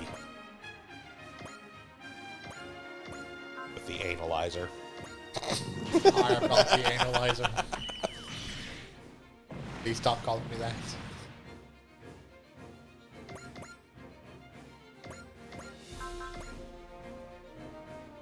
And then 30, where they decided to add a supporter in DLC that just breaks the game over his fucking knee. Kind of appropriately, actually. You can get him like 5 scenarios into the fucking game, too. That's the part that's so fucking silly. He can, like, literally in my replay that I've been doing, with, you know, now that I have all the DLC and shit, like, he's literally the 3rd supporter I got, and you get the first 2 for free. Yeah. Like, you can't not get the first 2. And, like, the 3rd one I got was just fucking Orga. It's like, Yeah, because done. it's like, well, let's see, what DLC mission do I want to do first? The one that gets me Orga. Okay. Yeah, I don't even care that much about Mikazuki. Orga is the real prize there. Yeah.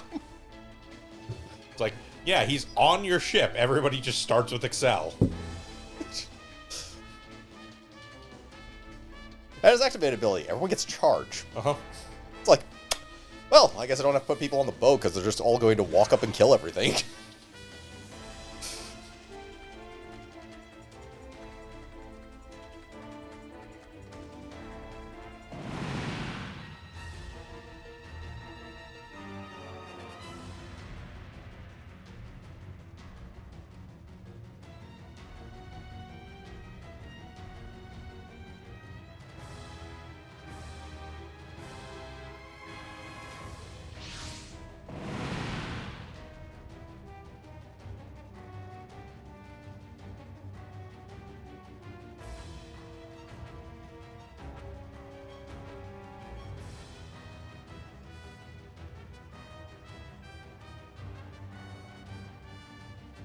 Now, hit that red button that's there for some reason.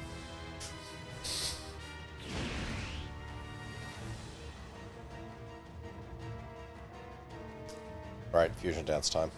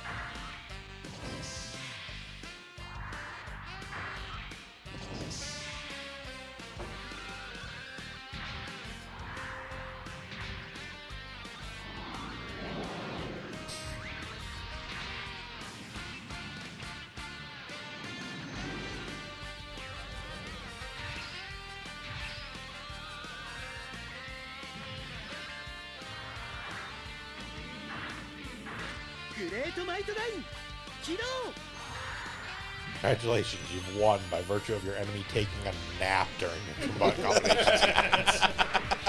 Hold on, guys, we made a mistake. Let's go back to step 27.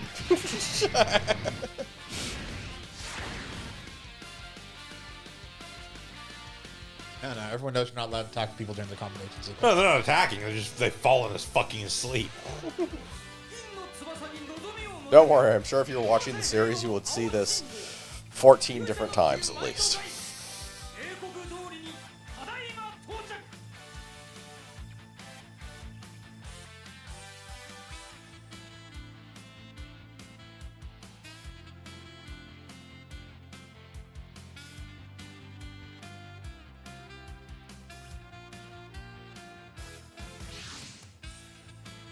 Yes.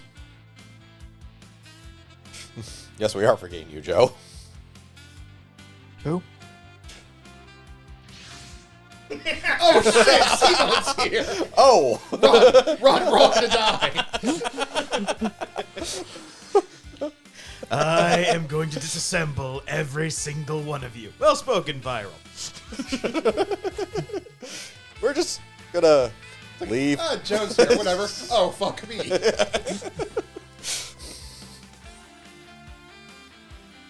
Team drill.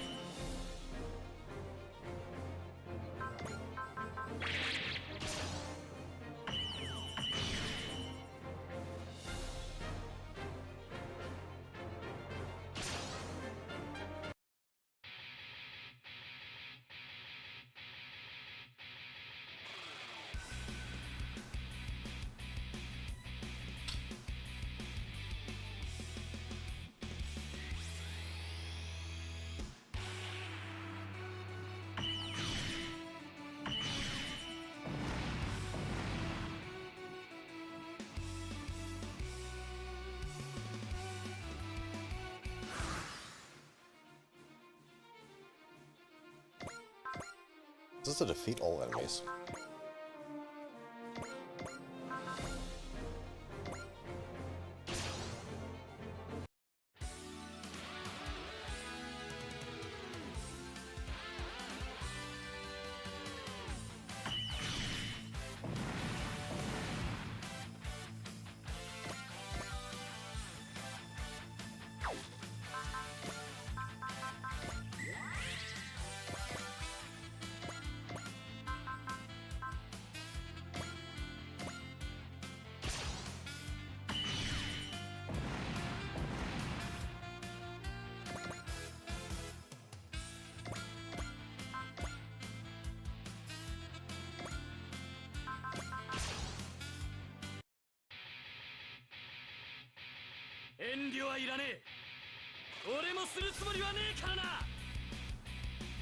Been a while since we drilled someone. Yep. Yeah.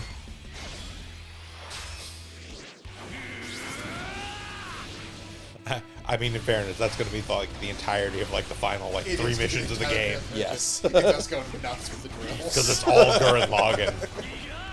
It's all fucking Gurren Lagann at the end. I mean, in the cutscene we got there, when we got back to Alworth, we saw him activating the messenger, which is basically us getting into the anti-spiral stuff Yep. in the second half of the season. Yeah. The final third, because it's there's sort of a thirds structure to Gurren Lagann, because there's like the first third, which is like dealing with Lord Geno. Then there's New Communist City. And then there's like the new Communist City stuff, and then there's the like, oh, it's actually like the anti-spirals are the problem is the final third. Yeah. And then there's the movies. So, like, well, the movies well- are a retelling. Not all. There's the one movie which is not a retelling. Well, is, It's they're still- both retelling. There are two movies. One is the first half, one is the second half. They're effectively a retelling. So as far as the series is, the first half is dealing with Geno, then it's a quarter and a quarter. Yeah, sort of. basically. It's a weird breakdown. It's not. Yep. Yeah. the second movie does go further than the end of the series, though, to a certain extent. Not really. Like it still ends with the fight against the anti-spiral. Well, yes, but the fight against the anti-spiral is it's definitely significantly different. more. Yes, it is definitely goes like more over the top than the original series did. Because see, the first half fleshes out kind of squeezes things a bit because there's a lot of information in the first half of the series to get through. Yeah. The first half is also a bit Monster of the Wiki. Yep. Yes, extremely. Yeah.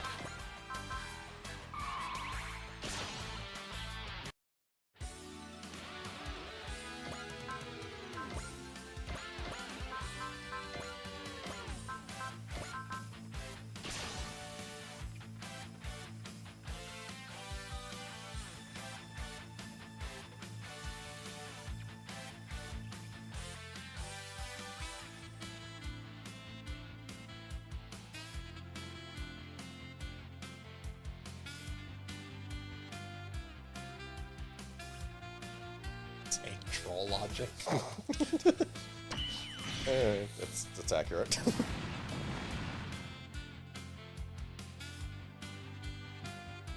Oh, Vuitton. Baton, again, if you want jewels, we can just get you shitloads. Mine is the richest man in 2 God's green earths. Give you a fucking diamond mine. You know what? I know you like the chase. We'll put on a diamond exhibition. We'll hire the best security, and you can make fools of them. We'll do it monthly.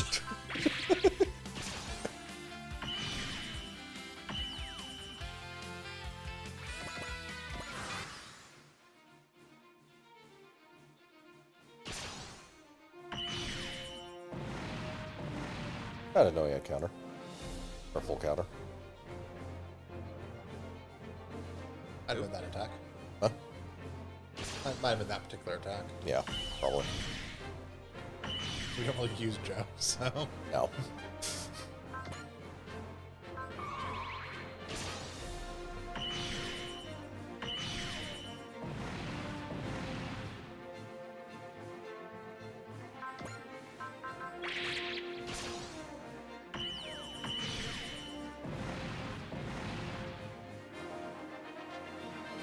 Definitely that attack. He does not have full counter as a default ability.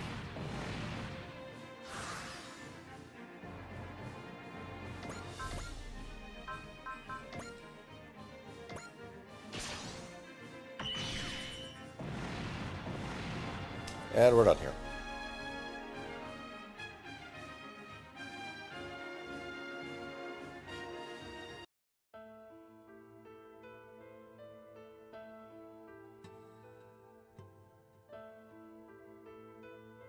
Okay, but what about Kocho? Who? It's legally distinct for tax purposes.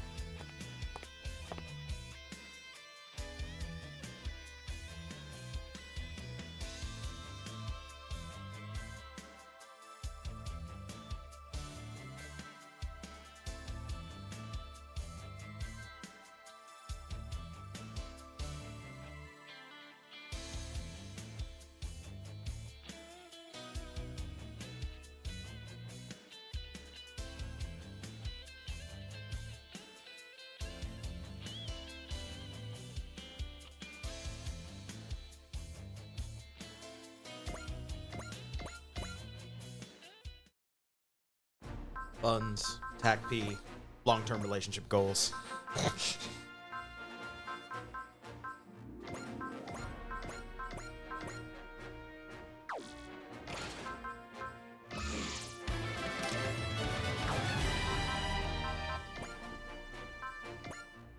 Right on time? Yeah, it's not even 3 o'clock yet. Yep. Yep.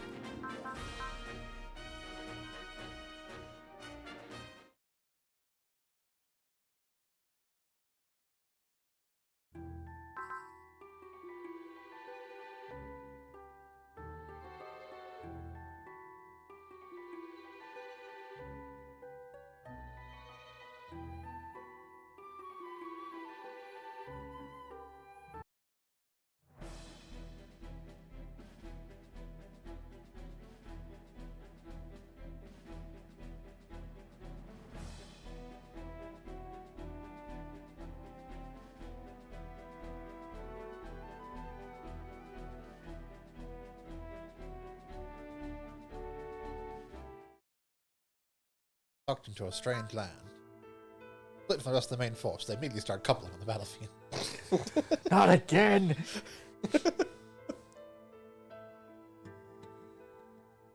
Now there are 2 robots with beam scissors.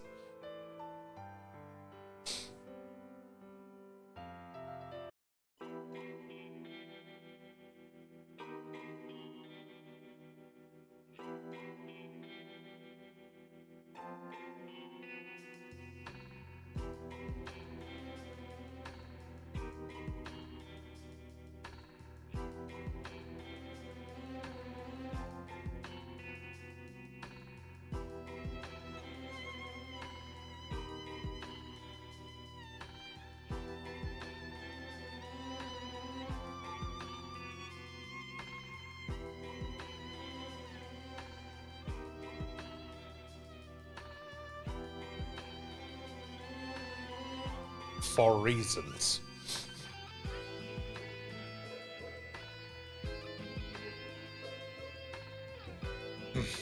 Everything will be okay. Pause here.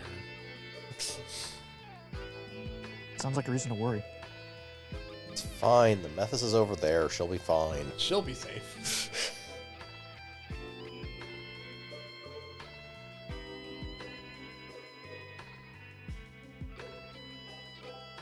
half its cockpit is designed out of the same material they designed all the cockpits in Gundam Seed from. Exactly. Virtually indestructible.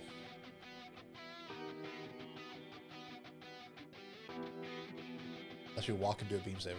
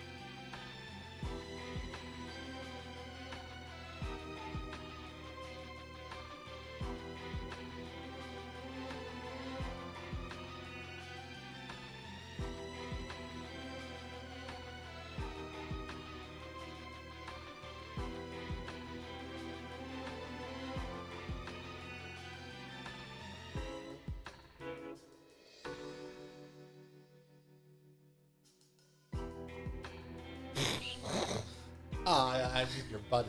I forgot the euphemism. You and here are buddies, aren't you? Right, just leave us here and go off alone on this deserted island with your... Your coupling partner. I mean, buddy. buddy. Buddy. I mean, the last time Ange and Tusk got on an island together, they basically ended up falling crotch first and everybody. I'm expecting something different here, but then again, Maybe. Who knows?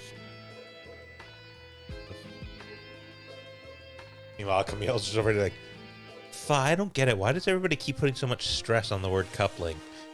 It's okay, Camille.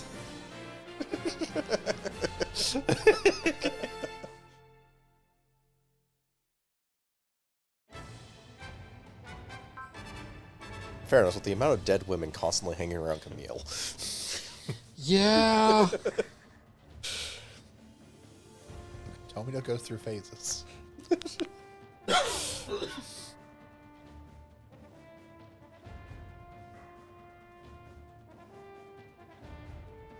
Look, most of them would not have ended up dead if they had better choice in boyfriends. Like, who the fuck wants to date Jared Mesa? It's true. No, I'm saying sometimes Tomino goes through phases. Like Victory Gundam.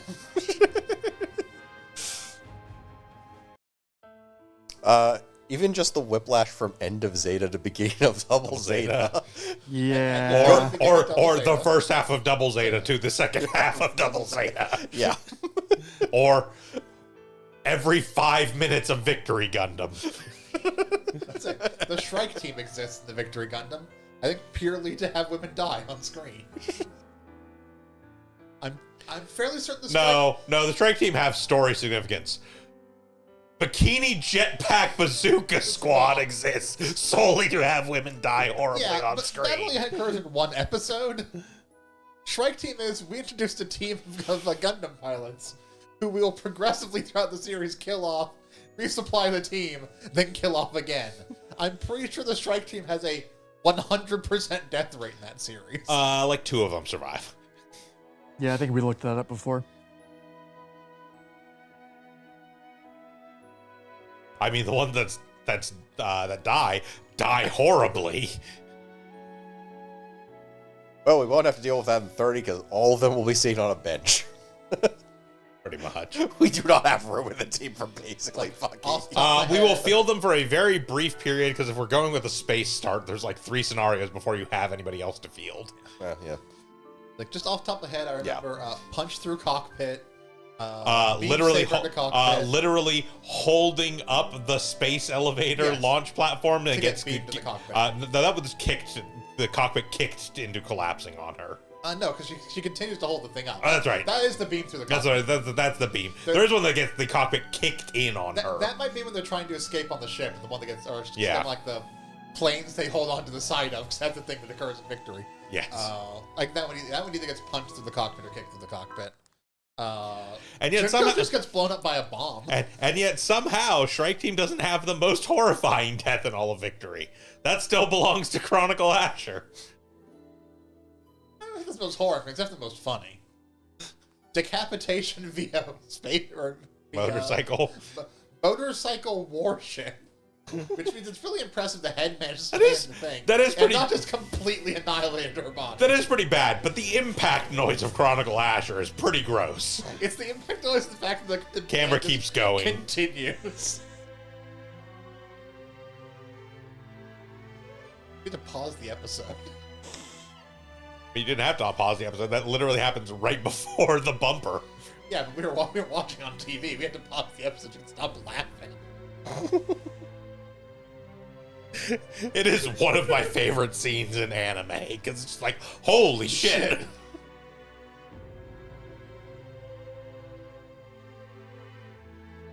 I don't remember, Vince. Have you watched Victory yet? No, I haven't. Okay. Definitely want to get to that before 30 since it is one of the major series in there, but also like Victory is really good. Just be prepared for probably the most intense tonal Tomino Whiplash in existence. Like, I am not kidding, where there are some episodes where every 5 minutes is him going between manic and depressive. He is definitely in Kill 'Em All Tomina mode in Victory Gundam. I mean, it is the series known for it. Victory Gundam also the one where he said, "Don't buy this." Yes, because it was right. It was the first series made after Bandai had acquired Sunrise and basically fired all of his friends that he had worked with for like 30 years. Yeah. So the tag on the back. The actual DVD box set is a quote from Tomino saying, "Do not buy this." So I know it's different circumstances between this and previous, but it is funny to have Camille be the one to tell someone, don't focus on the past, just focus on the future. You can't really, count for the things you've done. When he is the same person who cold motherfucker said you don't get to be fucking Quattro Vagina anymore. Yeah, you don't get to not be Char Aznable right now. Yeah.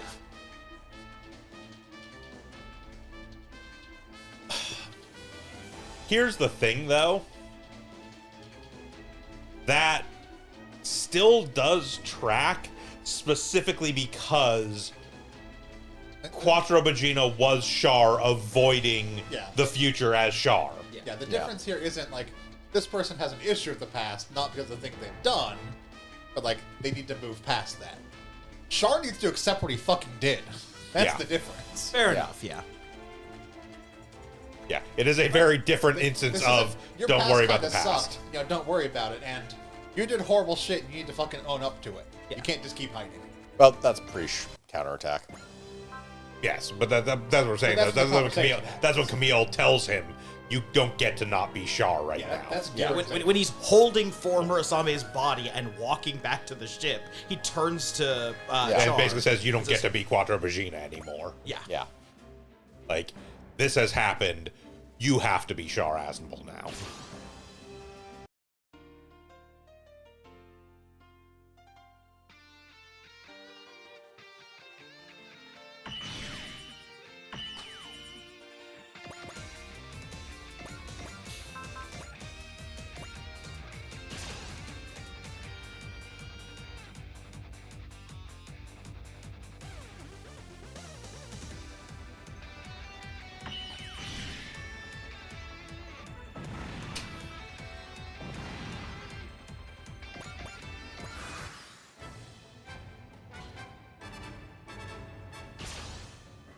It is one of the things I continually appreciate, actually, about the Super Robot Wars series, though, is seeing sort of the future development of Camille.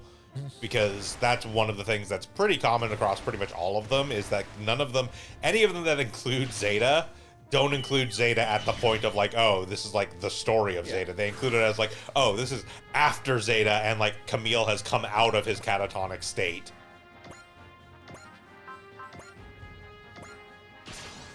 Yeah, because basically Camille has some minor appearances in Double Zeta, and beyond that doesn't actually do much else in Gundam. Well, and even in Double Zeta, he is pretty much still catatonic the few times he shows up. Or semi, at least. him standing on a beach. Yeah. There is technically post that canon in Gundam in that he becomes a doctor, but Yeah, but that's like weird like side story manga stuff. that is like semi-canon at best. Whereas these games work into it more as like, okay, what if it was like, what if his catatonia was pretty brief, and then he came back and was like, listen, like,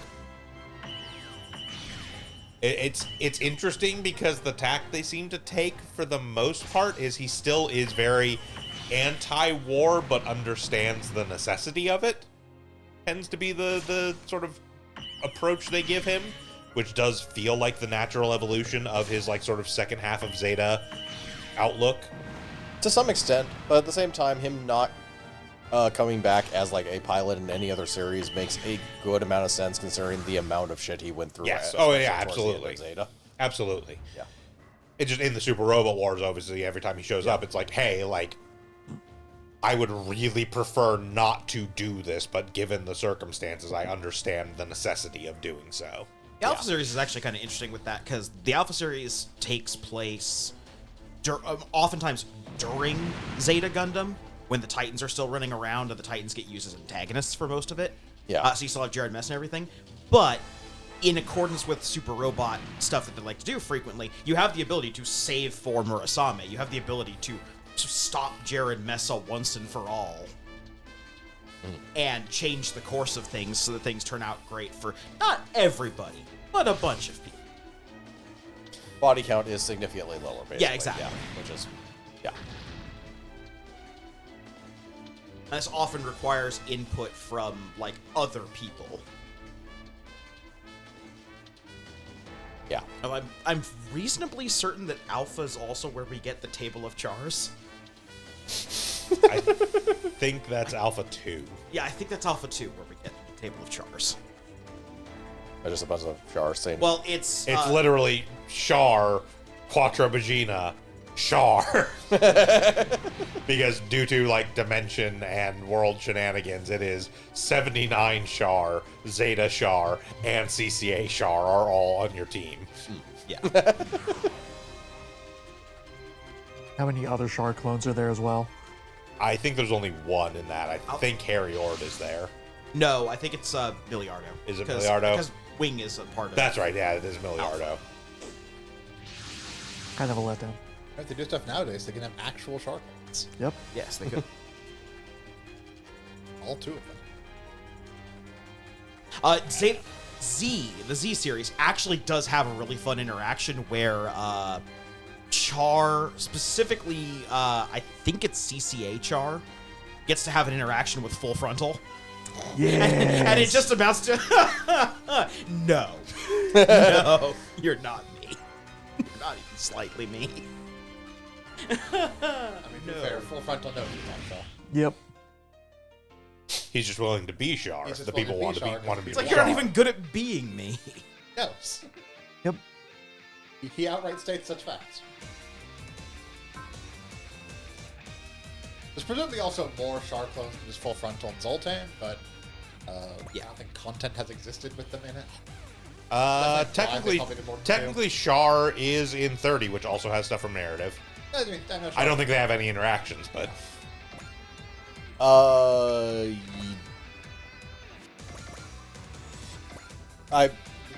there is dialogue interactions with Zoltan and Quattro. not a whole lot though. It's like No, maybe it 2 or isn't. 3 lines. Yeah. Yeah, but it just has narrative, so it has Zoltan. It doesn't have Full Frontal. Yeah. Gone by that point, yeah. Yeah.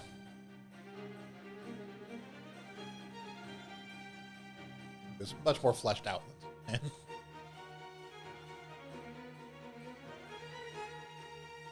Zoltan, much as we love him, is just a fucking crazy wackadoo.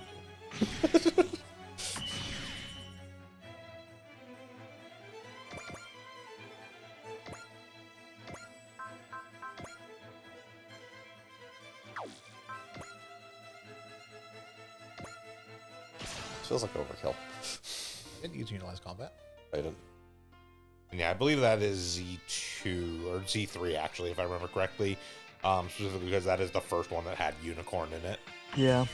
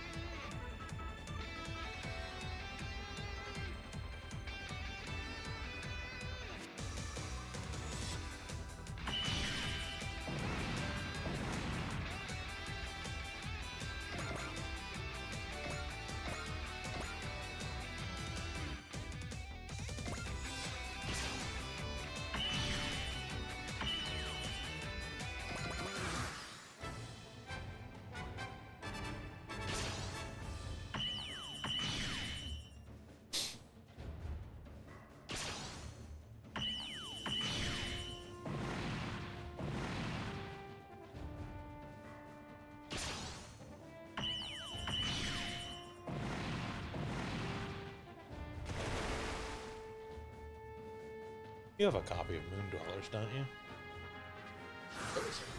Yeah. I'll have to play that at some point, too. Moon Dwellers? It's one of the OG games. Huh. Not as many easily recognizable characters, but does have Sangar's envoy. I mean, in it, so- it's entirely OG characters, Yeah. Yeah. so...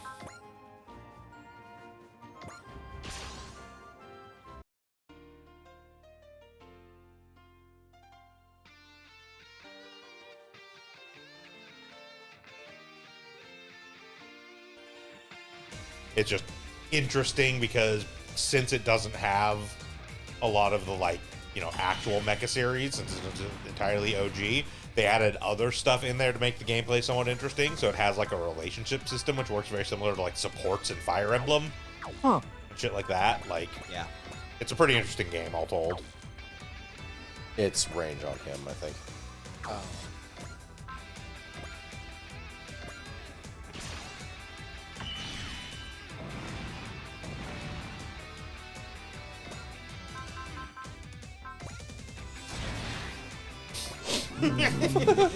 Transform Splash.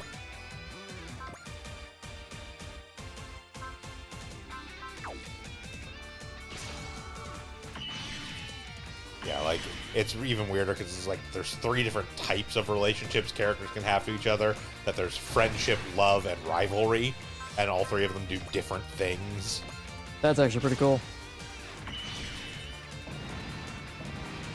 Like, friendship increases hit and dodge percentage, love increases damage, and rivalry increases crit rate.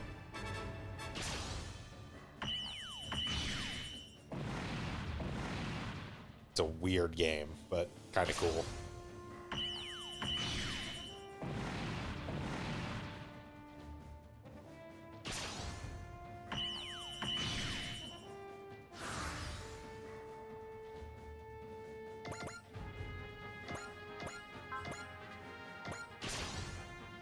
Like,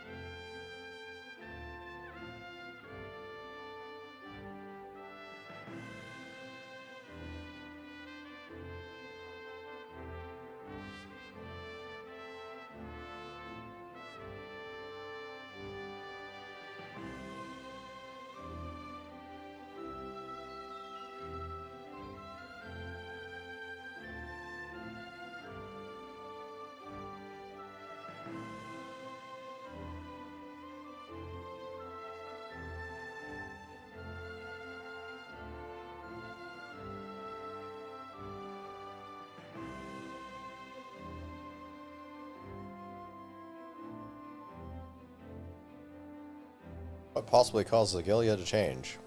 Could it be a incel holding a grudge for 70 years? Possibly. It's more likely than you think.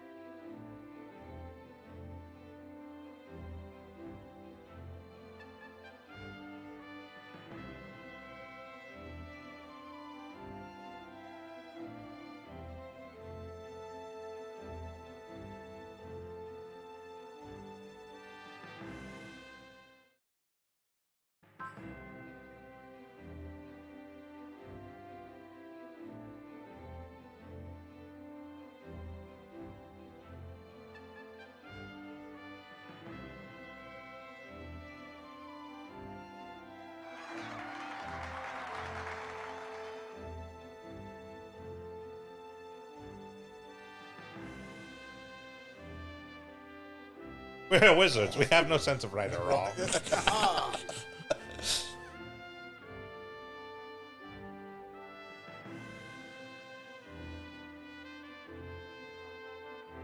We know you won't let us down. You're staying on the ship. God, I just realized how big Ida's forehead is. Oh my god.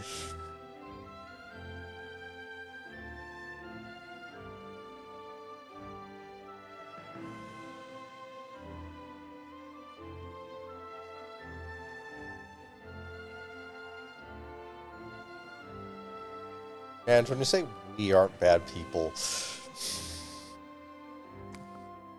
Look, just because you're a bad guy doesn't mean you are a bad guy. It's fine. We still got like 4 missions until we recruit Glemmy Toto. We recruit him straight into the brig. Gets in the hatch with the rest of them. we're not putting him with anyone else. We're not that mean. Yeah, We will Wolfie's not build a person, so. We will build a special brig just for him. Happens to be underneath of the restroom. I'm glad I'm part of the wizard people now. They don't have to have any rules of right or wrong. No, Glemmy, no. No, just for you. We're making rules.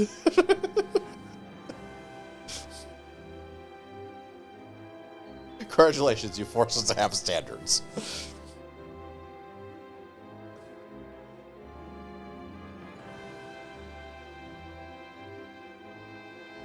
Hello, small child who's friends with Nadia. Can I swab your cheek?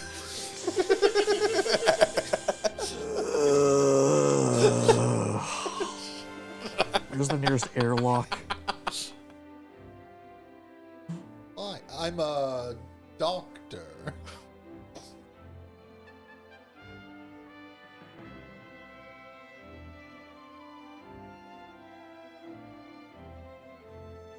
I'm gonna make a password to start up the Alpha Aziru. What would it be, Glemmy? I suppose it'd be something simple, like 1, 2, 3, 4, 5. All right, we got it. Space him.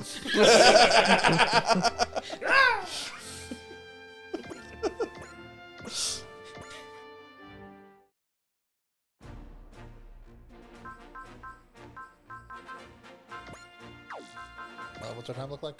It's 3:20. We've probably got time to do the next mission. Might run a little long, but it's okay. We've gone a little short the last couple times. Yep.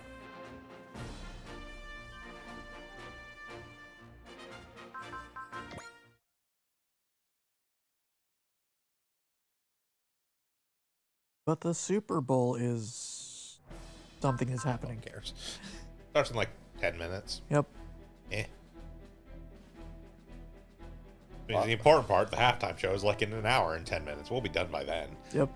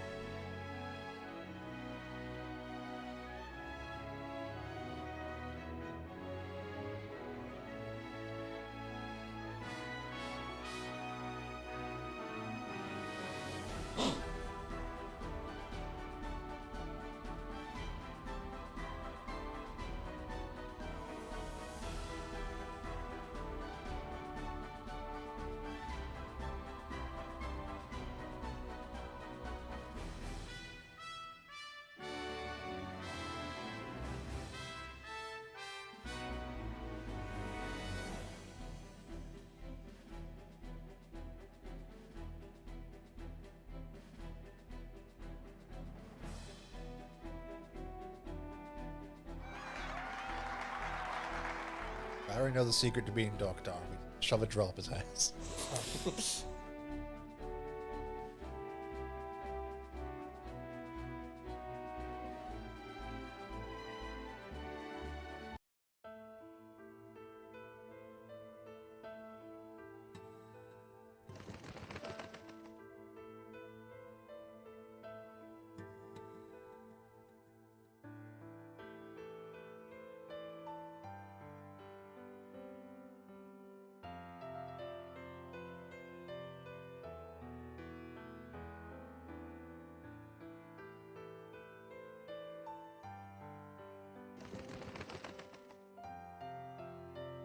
I'm going to do some dumb shit in the future. Oh boy, you better be ready.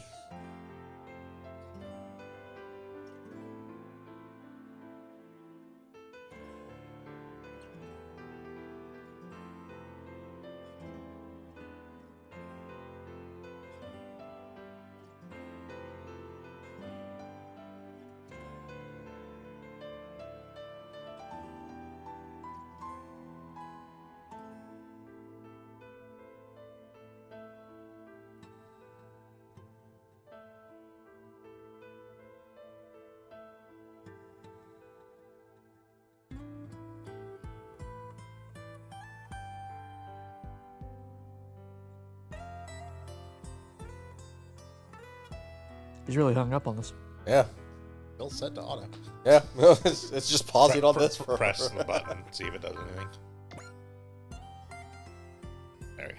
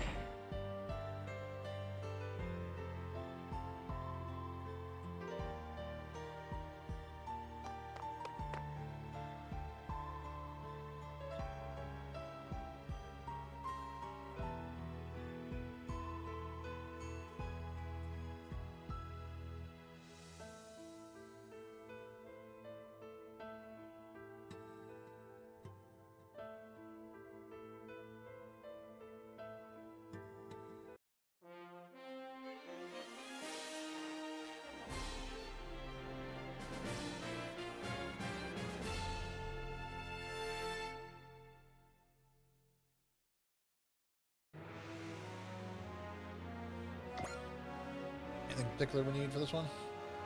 Anything that is special is going to be auto-deployed because we get Gimidari, Kitan, and Yoko in this fight.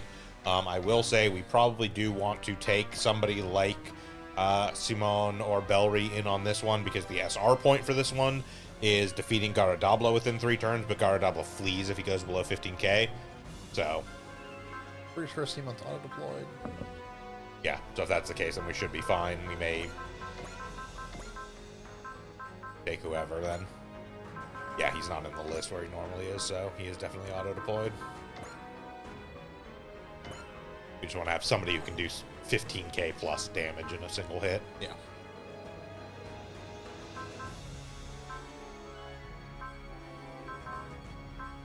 Also, technically, before the next stage starts, we need to have at least 10 aced characters and a magic customized level of at least 5, but I'm pretty sure we already hit both of those. Yes. And we're definitely magic customized 5. Complete that instantly. We also have the aces because we had the medal for 15 aces. Yeah. Yeah. That will unlock us a secret scenario after 41, which is basically just a whole bunch of money. The money scenario. Also, the return of Schwarzenegger in that one, I believe. Yes, it's for Venega's secret. Which gets us 300 TAC P and the note, all enemies drop large amounts of funds. Yeah, that was the... And towards an end game money mission they give you. Yeah. It's fine. You're running a little bit low on funds, so I did upgrade like everyone's weapons to like 5. Yeah. Granted, that's all we really need for a first playthrough on normal difficulty. we don't have anything else. We don't have any besides upgrading the Quinn Mantha when we get it. Like that's the last unit upgrade I think we have in the game, basically. I mean, I think No, technically we we were going to utilize the Alpha Zero as well. Oh, Put one Puru in the Alpha Zero, one Puru in the Quinn Mantha. Yeah.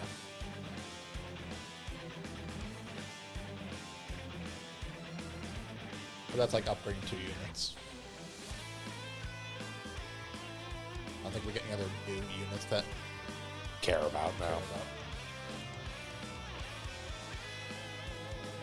we can upgrade Ketone. It's like we're going to get the Guy Trash. We're going to get the Guy Trash, we're going to get the Yggdrasil, we're going to get the G-Rack. We don't care about any of those. We'll get the Quibbly Mark II, but again, we're not going to care about that because Putter 2 is going to go in either the Alpha Zero or the Quinn Mantha. We'll get the Nergal and the Alciel, which is Alfred and Bison.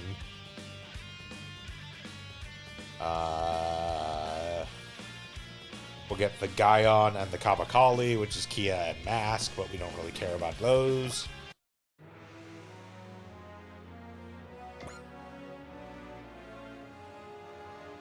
We will get the Super Galaxy Daiguren and the Super Galaxy Gurren Lagann. But I presume there's carryover on those then? no. They are their own thing. The only remaining carryover that exists is when we get Mazinger Zero and 51B, which is literally like the second to last mission of the game.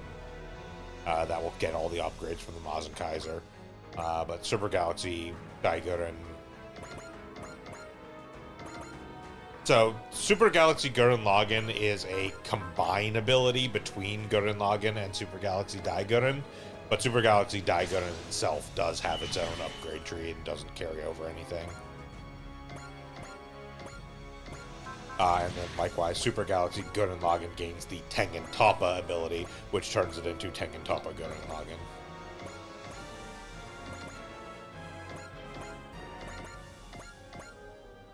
Yeah, that's all we have left as far as like new units we're gonna get. So the Quinn Mantha and the Alpha Zero are basically the only things left that we're actually gonna upgrade in any way, shape, or form that aren't gonna automatically get shit.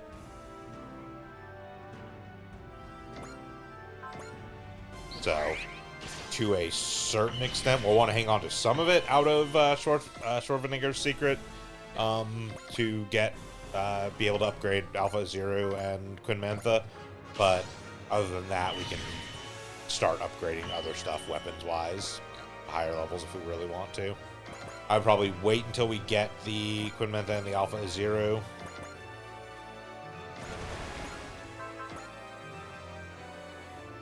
Just to have some idea of how much we're going to need to get those maxed out, but Yeah.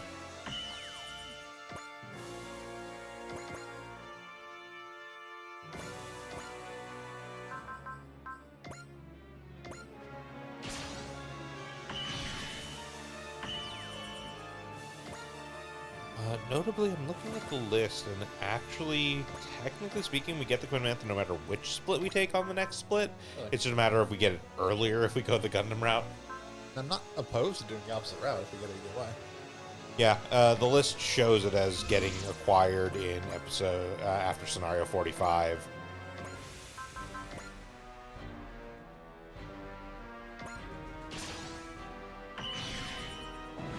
Honestly, I'm still in favor of going the Gundam route just to avoid the tail end of Cross Ange plot. See, that's fair. Let's see, what are the Starios?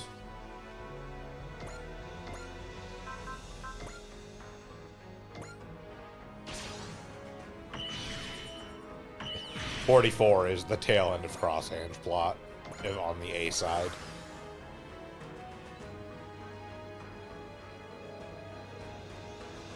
Also with the added bonus of if we... The big issue is, I'm pretty sure if we take the A side plot, we don't get to punch Glemmy in the face before we recruit him. No, I won't stand for that. Yeah, because I'm pretty sure on the... I mean, we do get to punch Embryo in the face, but it's like a... I'd rather punch Glemmy. Isn't there actually a thing to do the specific Emma kill on Rue. Or Rue, Yeah. sorry, Rue, yeah. Rue kill on Lemmy. We don't actually need to do that, because that's only if we didn't do the thing in scenario 33 to trigger the Quinn Mantha stuff. You have to make sure that Rue kills Glemmy. But, like, I mean, we can still do it. Still do it, just because it's going to feel good. Yeah, basically.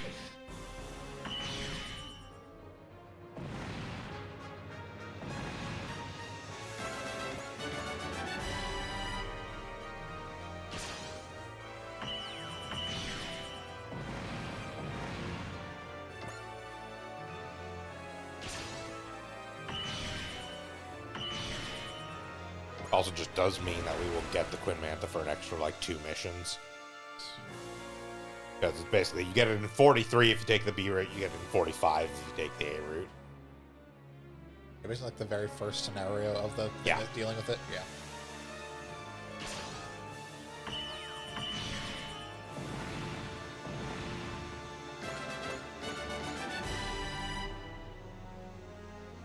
Oh, actually, that is relevant. It looks like, yeah, we definitely want to do the B route anyways. It doesn't look like we get Puru 2 if we take the A route. Ah. Yeah. Yeah, that is relevant. Yeah. Yeah, because we do still get the Quinn Mantha. We just don't Don't get get Puru Puru 2 2. if we take the A route. Which is weird because she's not actually even like a secret character or anything for the B route. You just get her from doing scenario 43B. You know, there's no special requirements or anything. Did she have points earlier? No. No. Those were all Oh, those were Glemmy Glemmy points. That's right. There are points, however, for the Alpha Zero. Yes, we're already good on that though. Actually,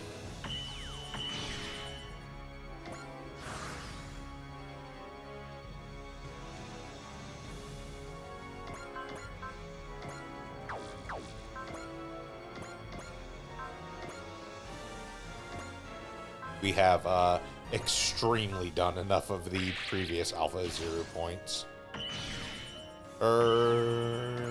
Well, we haven't done enough of them, but we have done one in the past. You only ever need 2 at most, and that's actually only if you do the B route. If you do the A route, you only need 1, which we already have because we shot down the Alpha Zero and 33B. Okay. It's just a matter of, because we're going to go B route to get Puru 2, we have to get at least 1 additional one, Yeah. which is kind of easy to do. Yeah.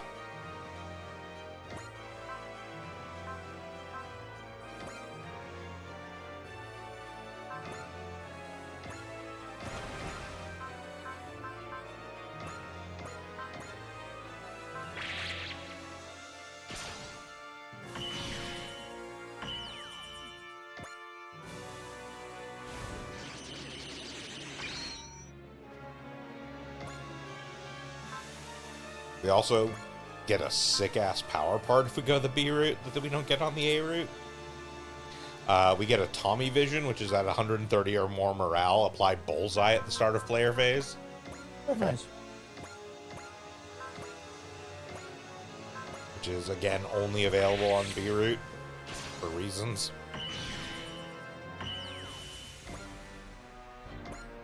As we previously said, Bullseye is not super great. A lot of our dudes are already so highly statted that they have like 90+% chances to hit anyways, but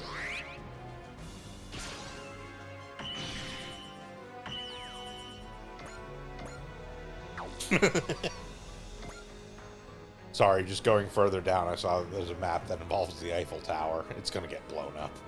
Excellent. I'm sure it's gonna get blown up. Japan loves blowing up Tokyo Tower and or the Eiffel Tower. I was about to say.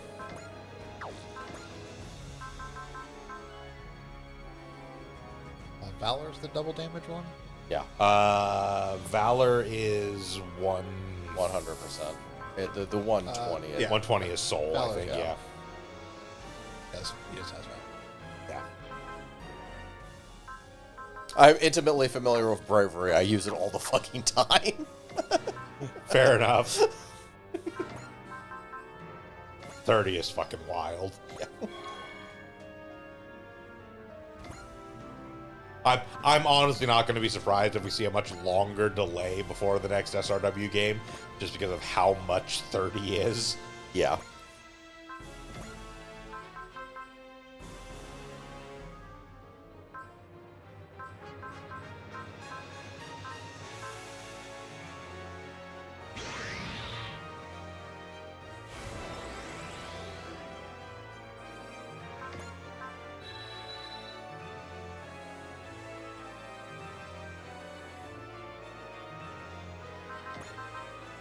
Yeah, it should be good.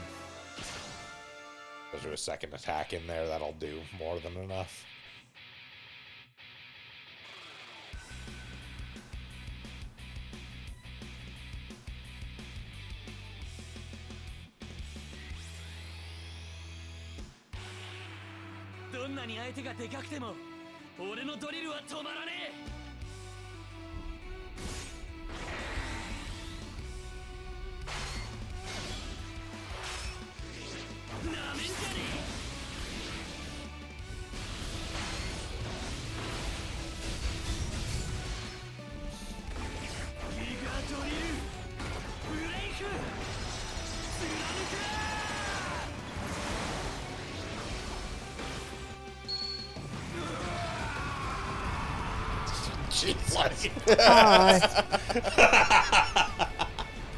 Almost didn't need the Valor at all.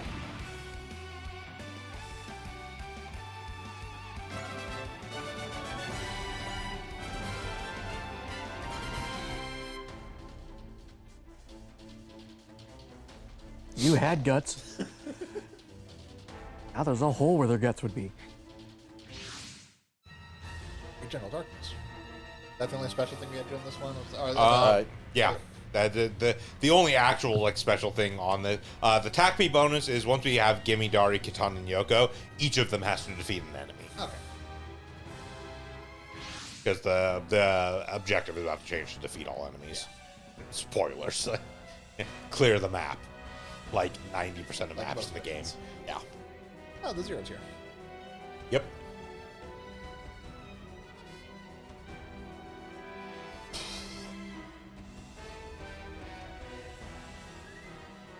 You can't destroy Reason. We've already kicked it to the curb. I mean, yeah, the Gurren Lagann's over there. I gotta watch Gurren Lagann again. It's been I watched it when it first came out, and I love that show. I gotta watch it again. I should watch the movies. I've never actually watched the movies. We can do the movies on our Wednesday. Yeah, that'd be a good filler in between Yep. when we finish the current season of Expanse that we're on. Yeah, just do both movies.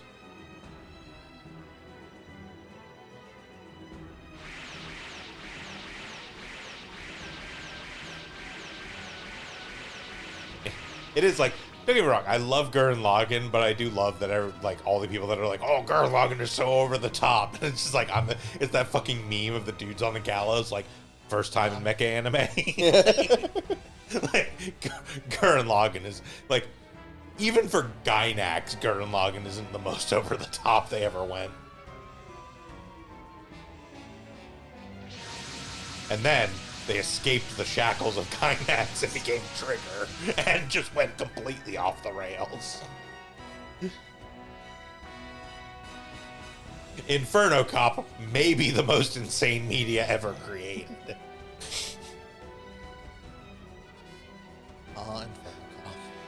Inferno Cop, Nuka, Ninja Slayer. Ninja Slayer. Sorry, Ninja Slayer from animation. I do love that it appears. I'm not sure that if they do big budget things, they can fill with small budget nonsense, or if they do a bunch of small budget nonsense to make money so they can do big budget things. Why not both? They do both. They just kind of flip four back. It is just considerably amazing that, like, even when they're doing bigger budget things, like, Trigger is so fucking fun, dude. Little Witch Academia is great. But is, like, very clearly, like, Trigger being like, okay, we gotta rein it in so we can actually have, like, a story. Like, I know we want to go over the top 100% of the time. Let's chill on this one so we can do a series about evil clothes from space. okay, let's make a special that we're only gonna like show at conventions where this crosses over with Inferno God for some reason.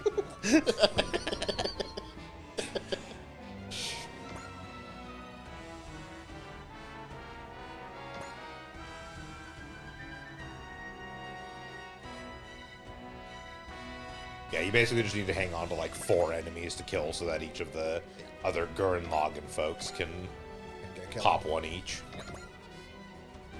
Haven't shown up yet, so. No. We're on the other side of the map anyway, so they have plenty of time.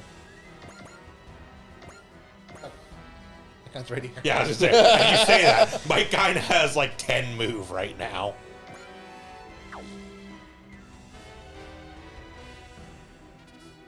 13 move 13. before I do. Without Excel, moves. yeah. Like,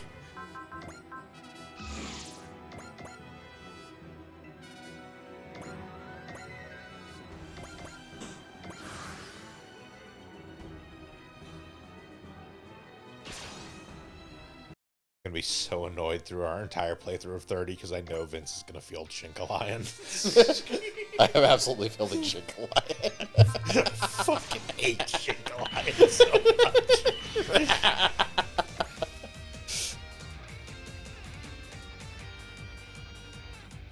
I would just feel pink as the move unit. That's the thing. Shinkalion, Vince is correct. Shinkalion is actually technically better than Pink. I mean, from a It's unit standpoint, just if I don't field Shinkalion, I don't have to put up with Fisher Price's My First AI quite as much. Wow.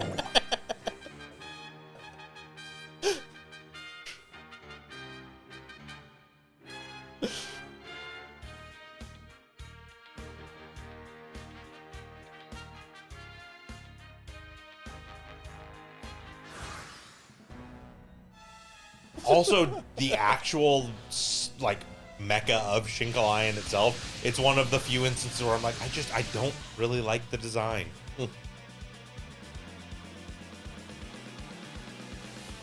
There's even more enemies in case we'd somehow killed everything that was there. Yep. Yeah, here's where the rest of the Gurren Lagann crew is going to show up. Also, in fairness, a good chunk of them probably die in a cutscene. I think a few of them do, but We'll see.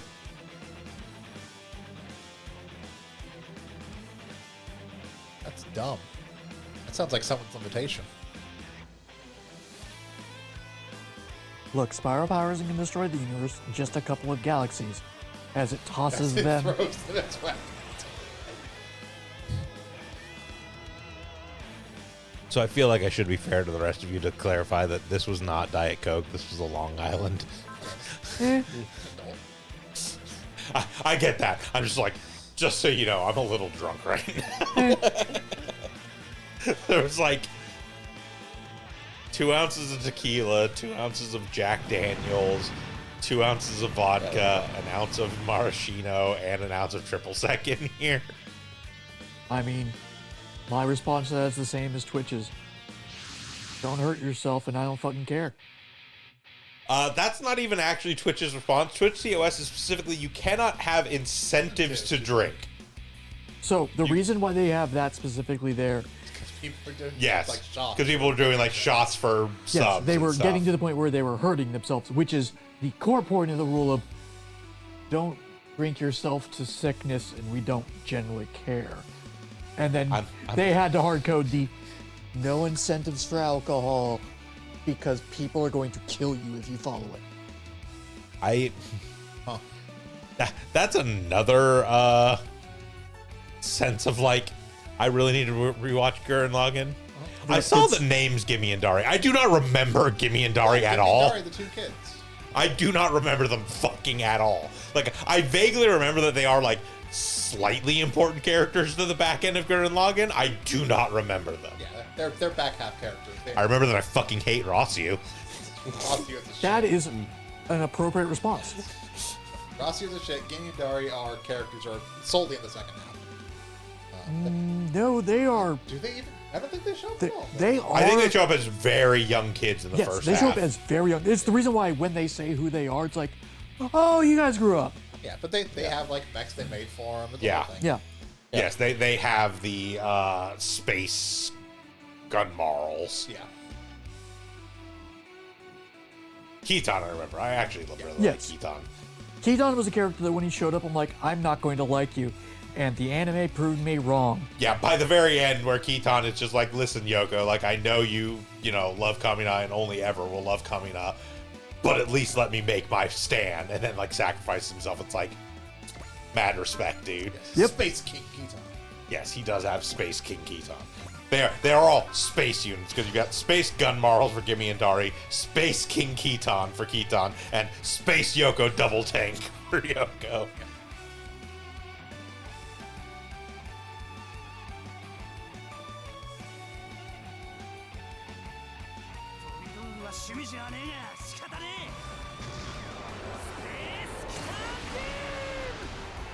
Not the best side characters of Gurren Lagann, though. That will always be Liron. Yeah. Just hammering the fire. Well, that's not Liron. Liron was the He's like mechanic. the teal hair. Yeah, that's right. He's the mechanic. It's Ayaka, Might be Dayaka. I think, is the fire slamming the button. Yes.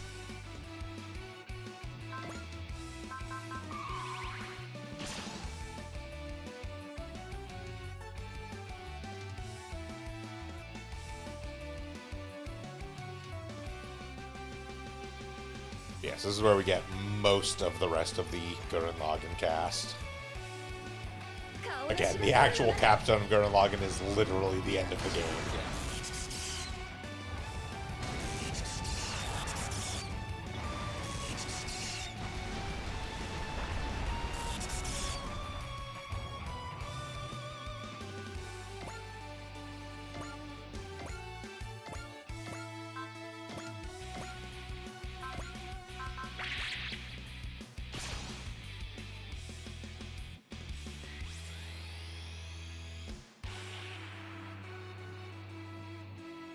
You know, honestly, that might be just a project I undertake for myself, and just do a full Gainax / Trigger rewatch.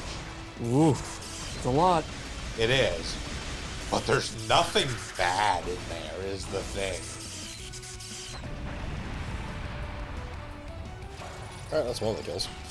Like, at the worst, Gainax and Trigger were like okay. Yeah. Like, that's the wild thing about them as studios, is like the worst they ever made. Like, I'm gonna drop a hot take here. I think Evangelion is among one of the worst things Gainax ever made. No, I was actually going to say, like, your lowest marks are somewhere around Ava.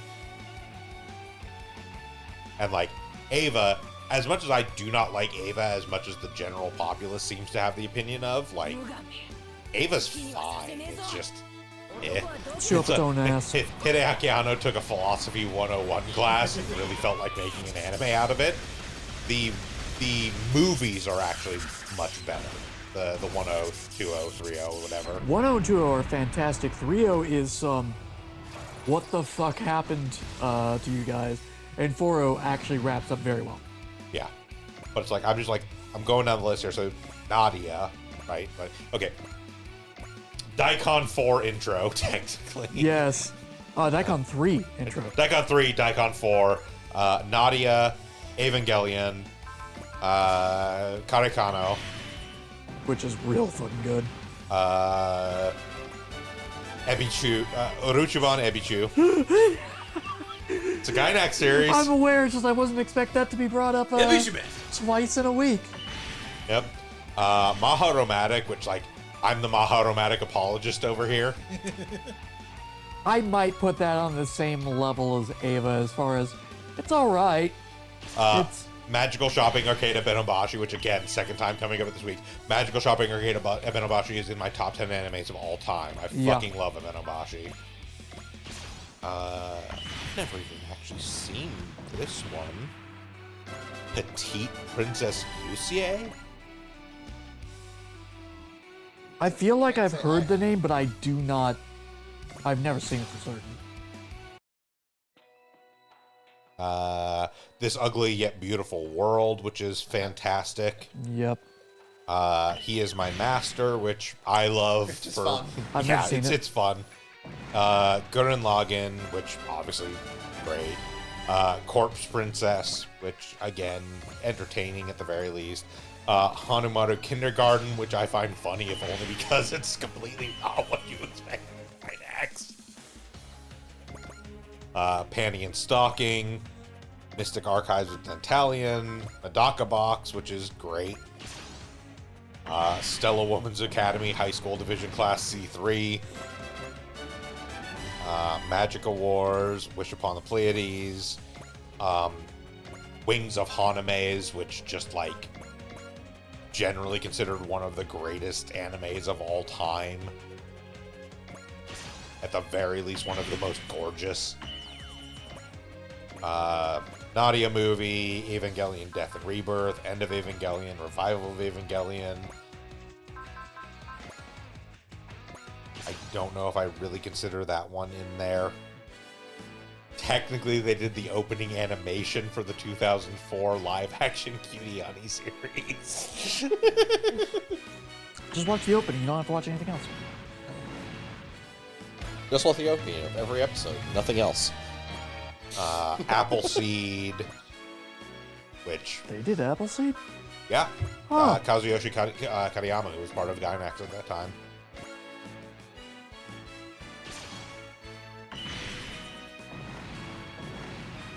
Oh, they apparently did a Mahjong OVA back in the late 80s, early 90s. Mahjong Hishoden Naki no Ryu. Gunbuster, which is on our list for our Wednesdays. Yep. Beat Shot, which I've never heard of. Doesn't even have a Wikipedia article. Okay.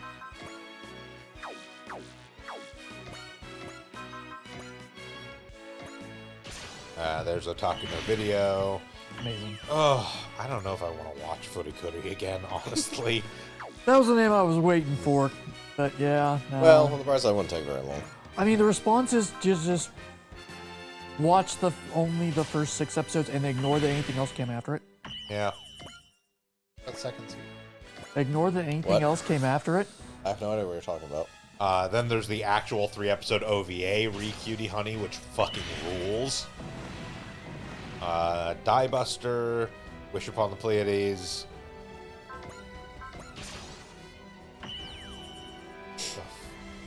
Yes. Stop getting kills. Pretty much. You're at 80, you'd be great ace even if we didn't give you Chronos. And then the Gunbuster versus Die Buster movie, the 2-part movie with Gurren Lagann, and Zero Century, which is something I wish more people would notice is coming out. It's not out yet, but like people seem to ignore that it exists. It is a Gainax production based on the works of Leiji Matsumoto, which is just like they could not have laser fucking targeted something more at me.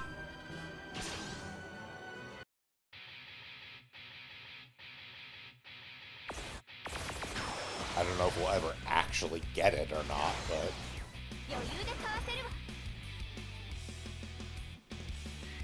この距離に当てられる now I'm just reminded I gotta go back and do Gun Frontier again too.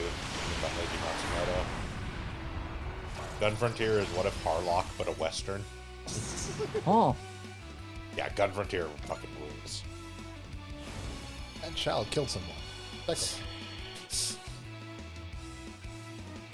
now they didn't kill someone. These things aren't people. That's true. They are like AIs. ASIs. See? 顔なしの攻撃は読みづらいけど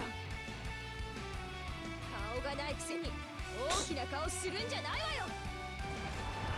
や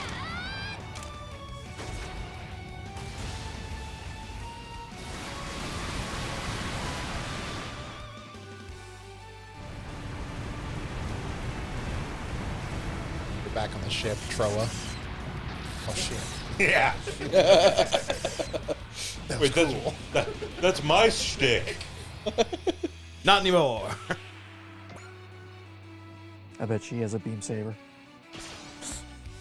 No, close combat is literally kicking them. Yes. Punching, kicking them, burning them. I don't think there are actually like beam weapons at all in Gurren Lagann. Nope. No. Just not a thing. The like I don't think they actually were in the series. There are attacks and things that fire beam, but there's not like Yeah. beam sabers. Yeah. I mean, fair, they have drills. They don't need beam sabers. Yeah. Like the gun models have spears that fire beams, but Yes. they attack in melee with a spear.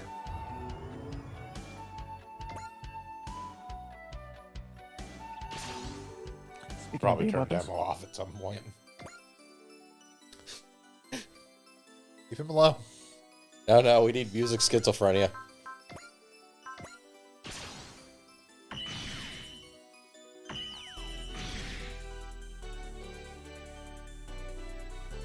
I'm just here to make money. Knock it the fuck off. Make sure all of them gather over here near no one else. See, those ones got the memo.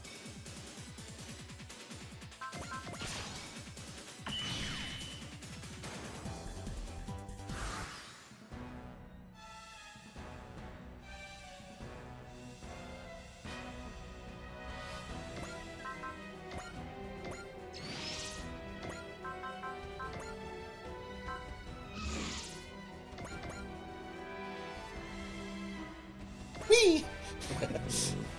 My people need me. Oh. Again, this gets so much fucking stupider in 30. Or, like, you have characters that already have an insane base move and then also get, like, extra move as their ace bonus and then get excel, and the maps are generally smaller, so it's literally just like you're just running back and forth across the entire fucking map every turn. 顔がないくせに大きな顔するんじゃないわよ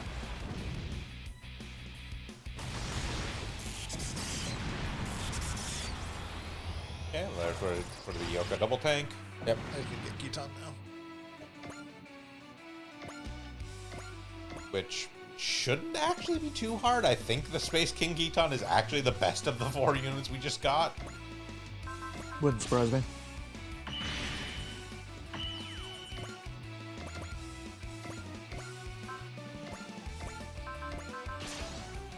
Like, it's still not a good unit. It's still not anything we're gonna field after this mission, but We can upgrade all the way. We get all the money back at a certain point.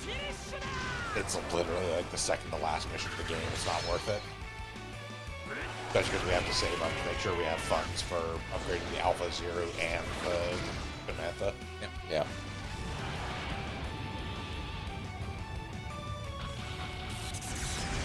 Nice. There it is. Alright, yeah. That'll be our TACP bonus. Not that that even fucking matters at this point. We have nothing left to spend TACP on we care about.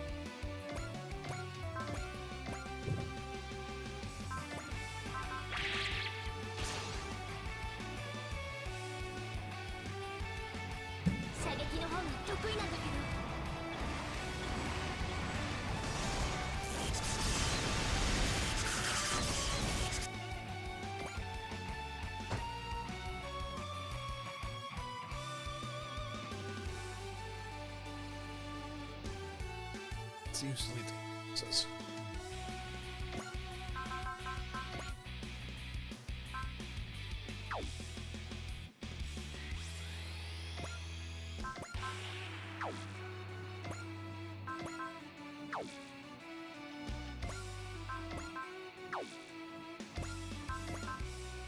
Yeah, get some kills on Char. Yeah. The Shard armor.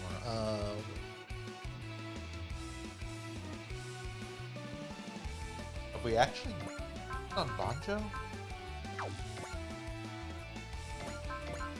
No, Banjo is very close though. So Banjo should be priority 1, I think. Like 2 kills and he'll get it. It's one of those weird things where like Daitar 3 is one of our more powerful units, but for a very long while there we weren't really using him. And we took the splits where he's not on, so he hasn't gotten actually that many kills.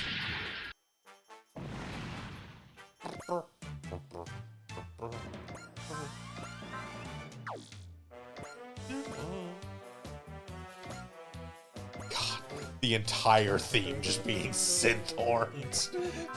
It's painful, but I love it so much.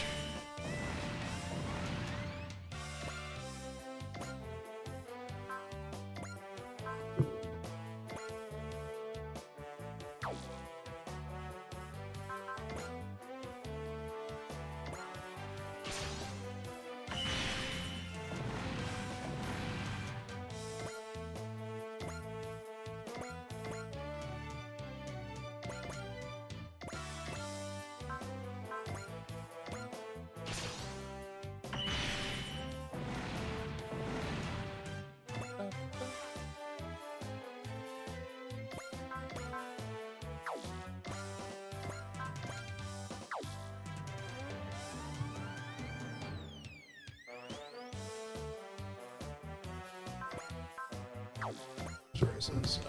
And Yes, and just Ace.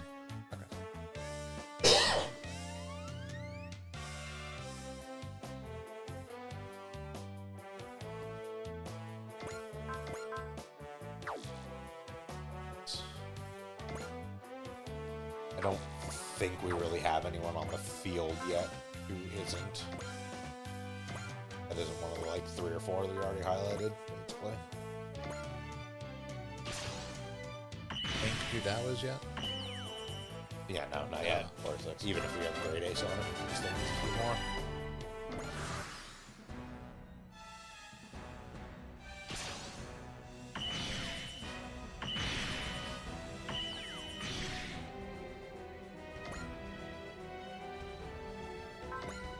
Let's persist.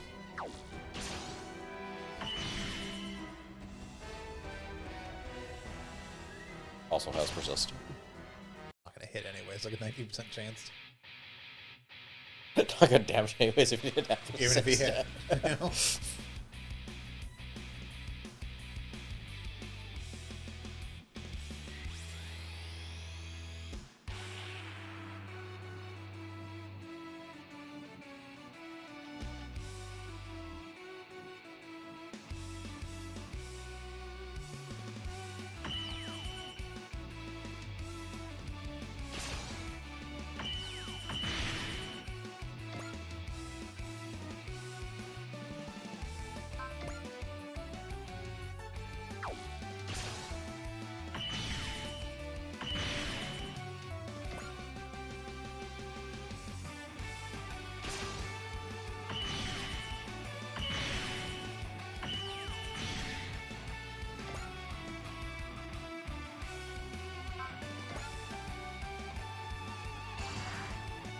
As a complete, well, not completely anecdotal aside, but as a distantly related anecdotal aside, a while after Gurren Lagann, somebody started a webcomic. They never finished it, but it was called Red and Gold.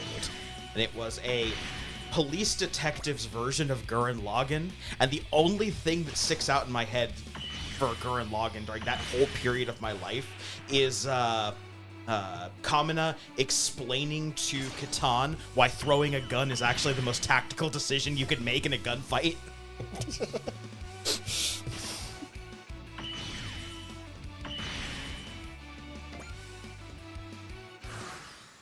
Yeah, no, that seems on point for that. Also, the still image of them trying to do good cop, bad cop, and neither of them knows how to do good cop, so they just like are like mean mugging the guy.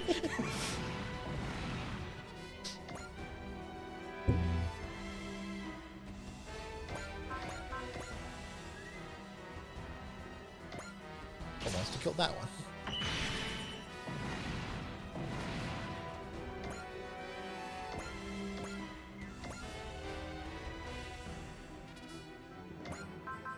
Oh no, he's got the zoomies.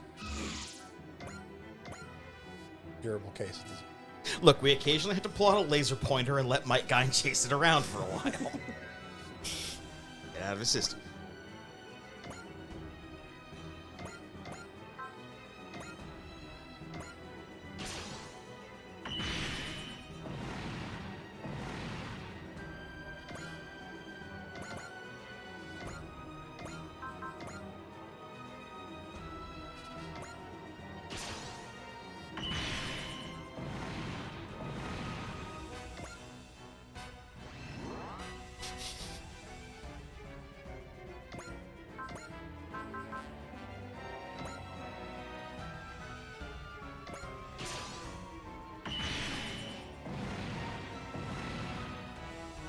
There we go. There we go.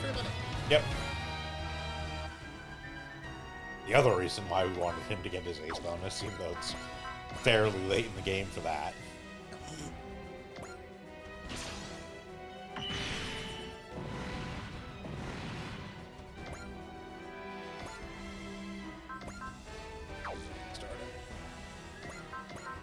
Like 30 something. Mid-30s-ish, yeah. Yeah. Not too bad. Not too bad, but probably not good.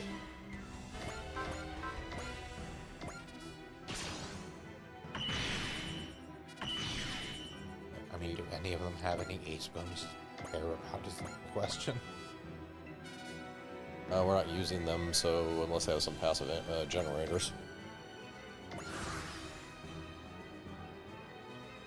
Yoko's is funny, but not particularly useful.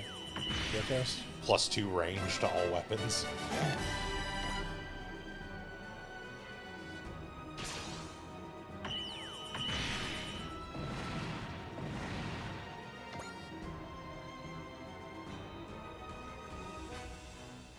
Like, Gimme and Dari's are both just their spiral power goes to level 9.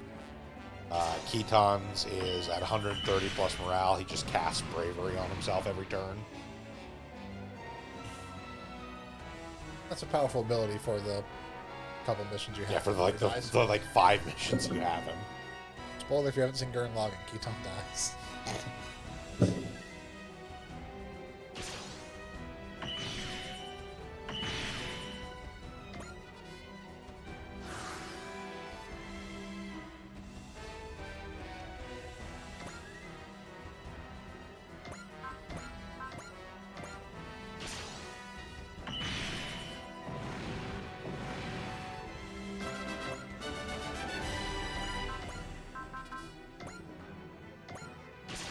It is a powerful ability, but it also like necessitates getting like 15 kills over the course of the next like 10 missions. Yeah.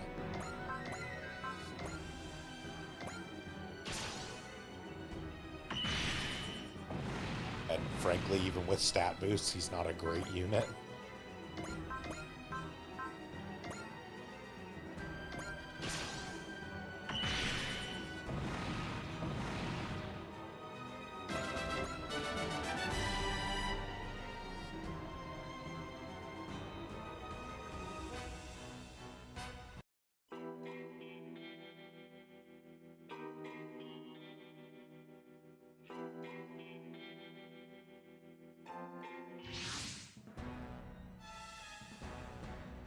Duelists.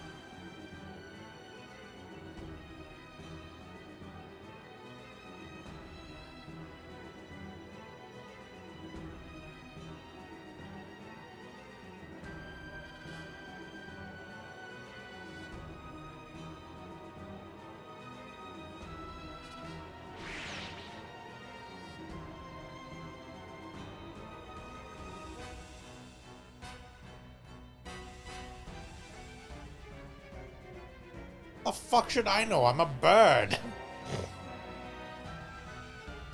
Yeah, she works under entirely different rules than we do now, so, no.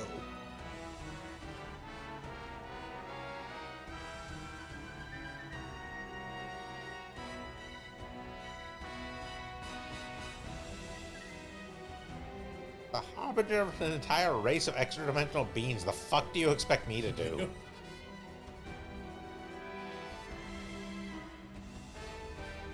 My abilities extend to magic and bird law. Oh, so what does Bird Law say about this? Nothing.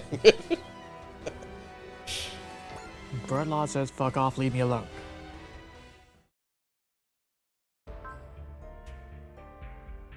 And yes, I want a cracker. Boo that man.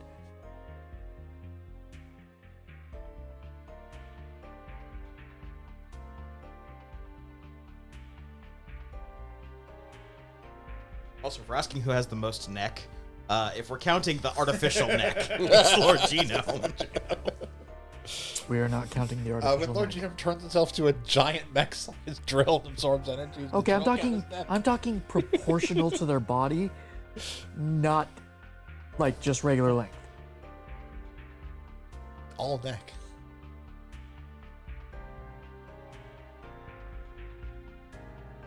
I mean, he had a body previous to this. Be proportional to that body. Did have a body.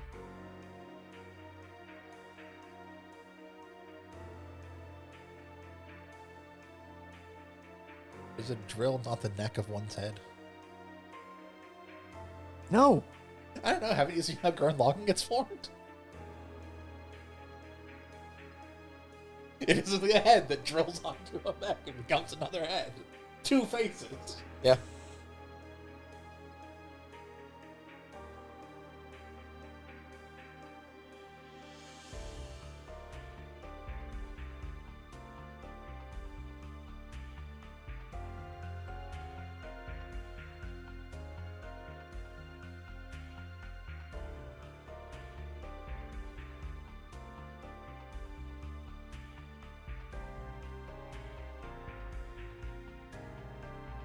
the Spiral Man.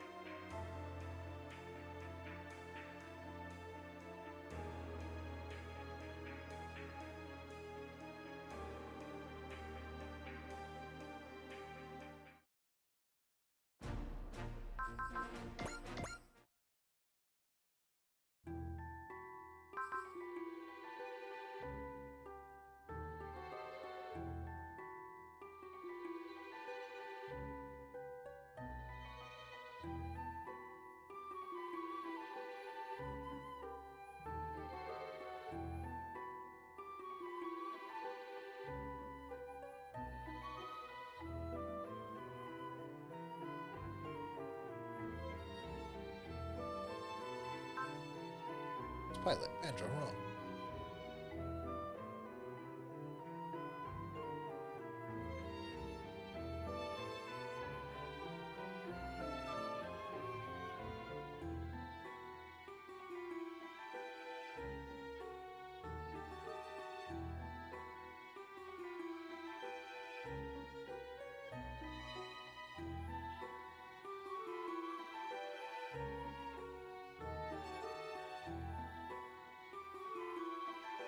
Like how to throw suns at people.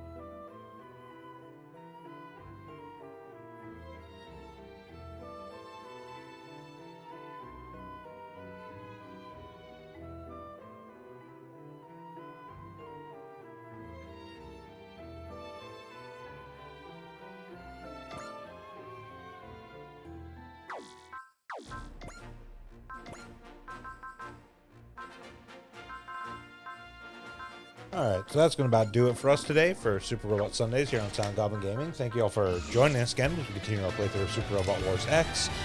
We'll be back tomorrow with some more Pokemon Too Many Types. Have we completed two Did we complete Too Many Types? Okay, we'll do something else. We'll be back to Scarlet Wonder Trade to do the second DLC. Okay, doing second DLC for the Scarlet Wonder Trade run. Thursday, still doing Mechanicus. Yep. Yeah, it's a little bit longer game. So we'll be back on Thursday with more Mechanicus, and then right back here next Sunday with more Super Robot Wars X. We're kind of coming into the very tail end here, the last 10 or so scenarios. We probably got maybe 3 or 4 more weeks of this. Until then, I've been Bograt. I've been the Krampus. Haven't you? Ivan Hunter Green. And I'm Vincent. Have a good one, everyone.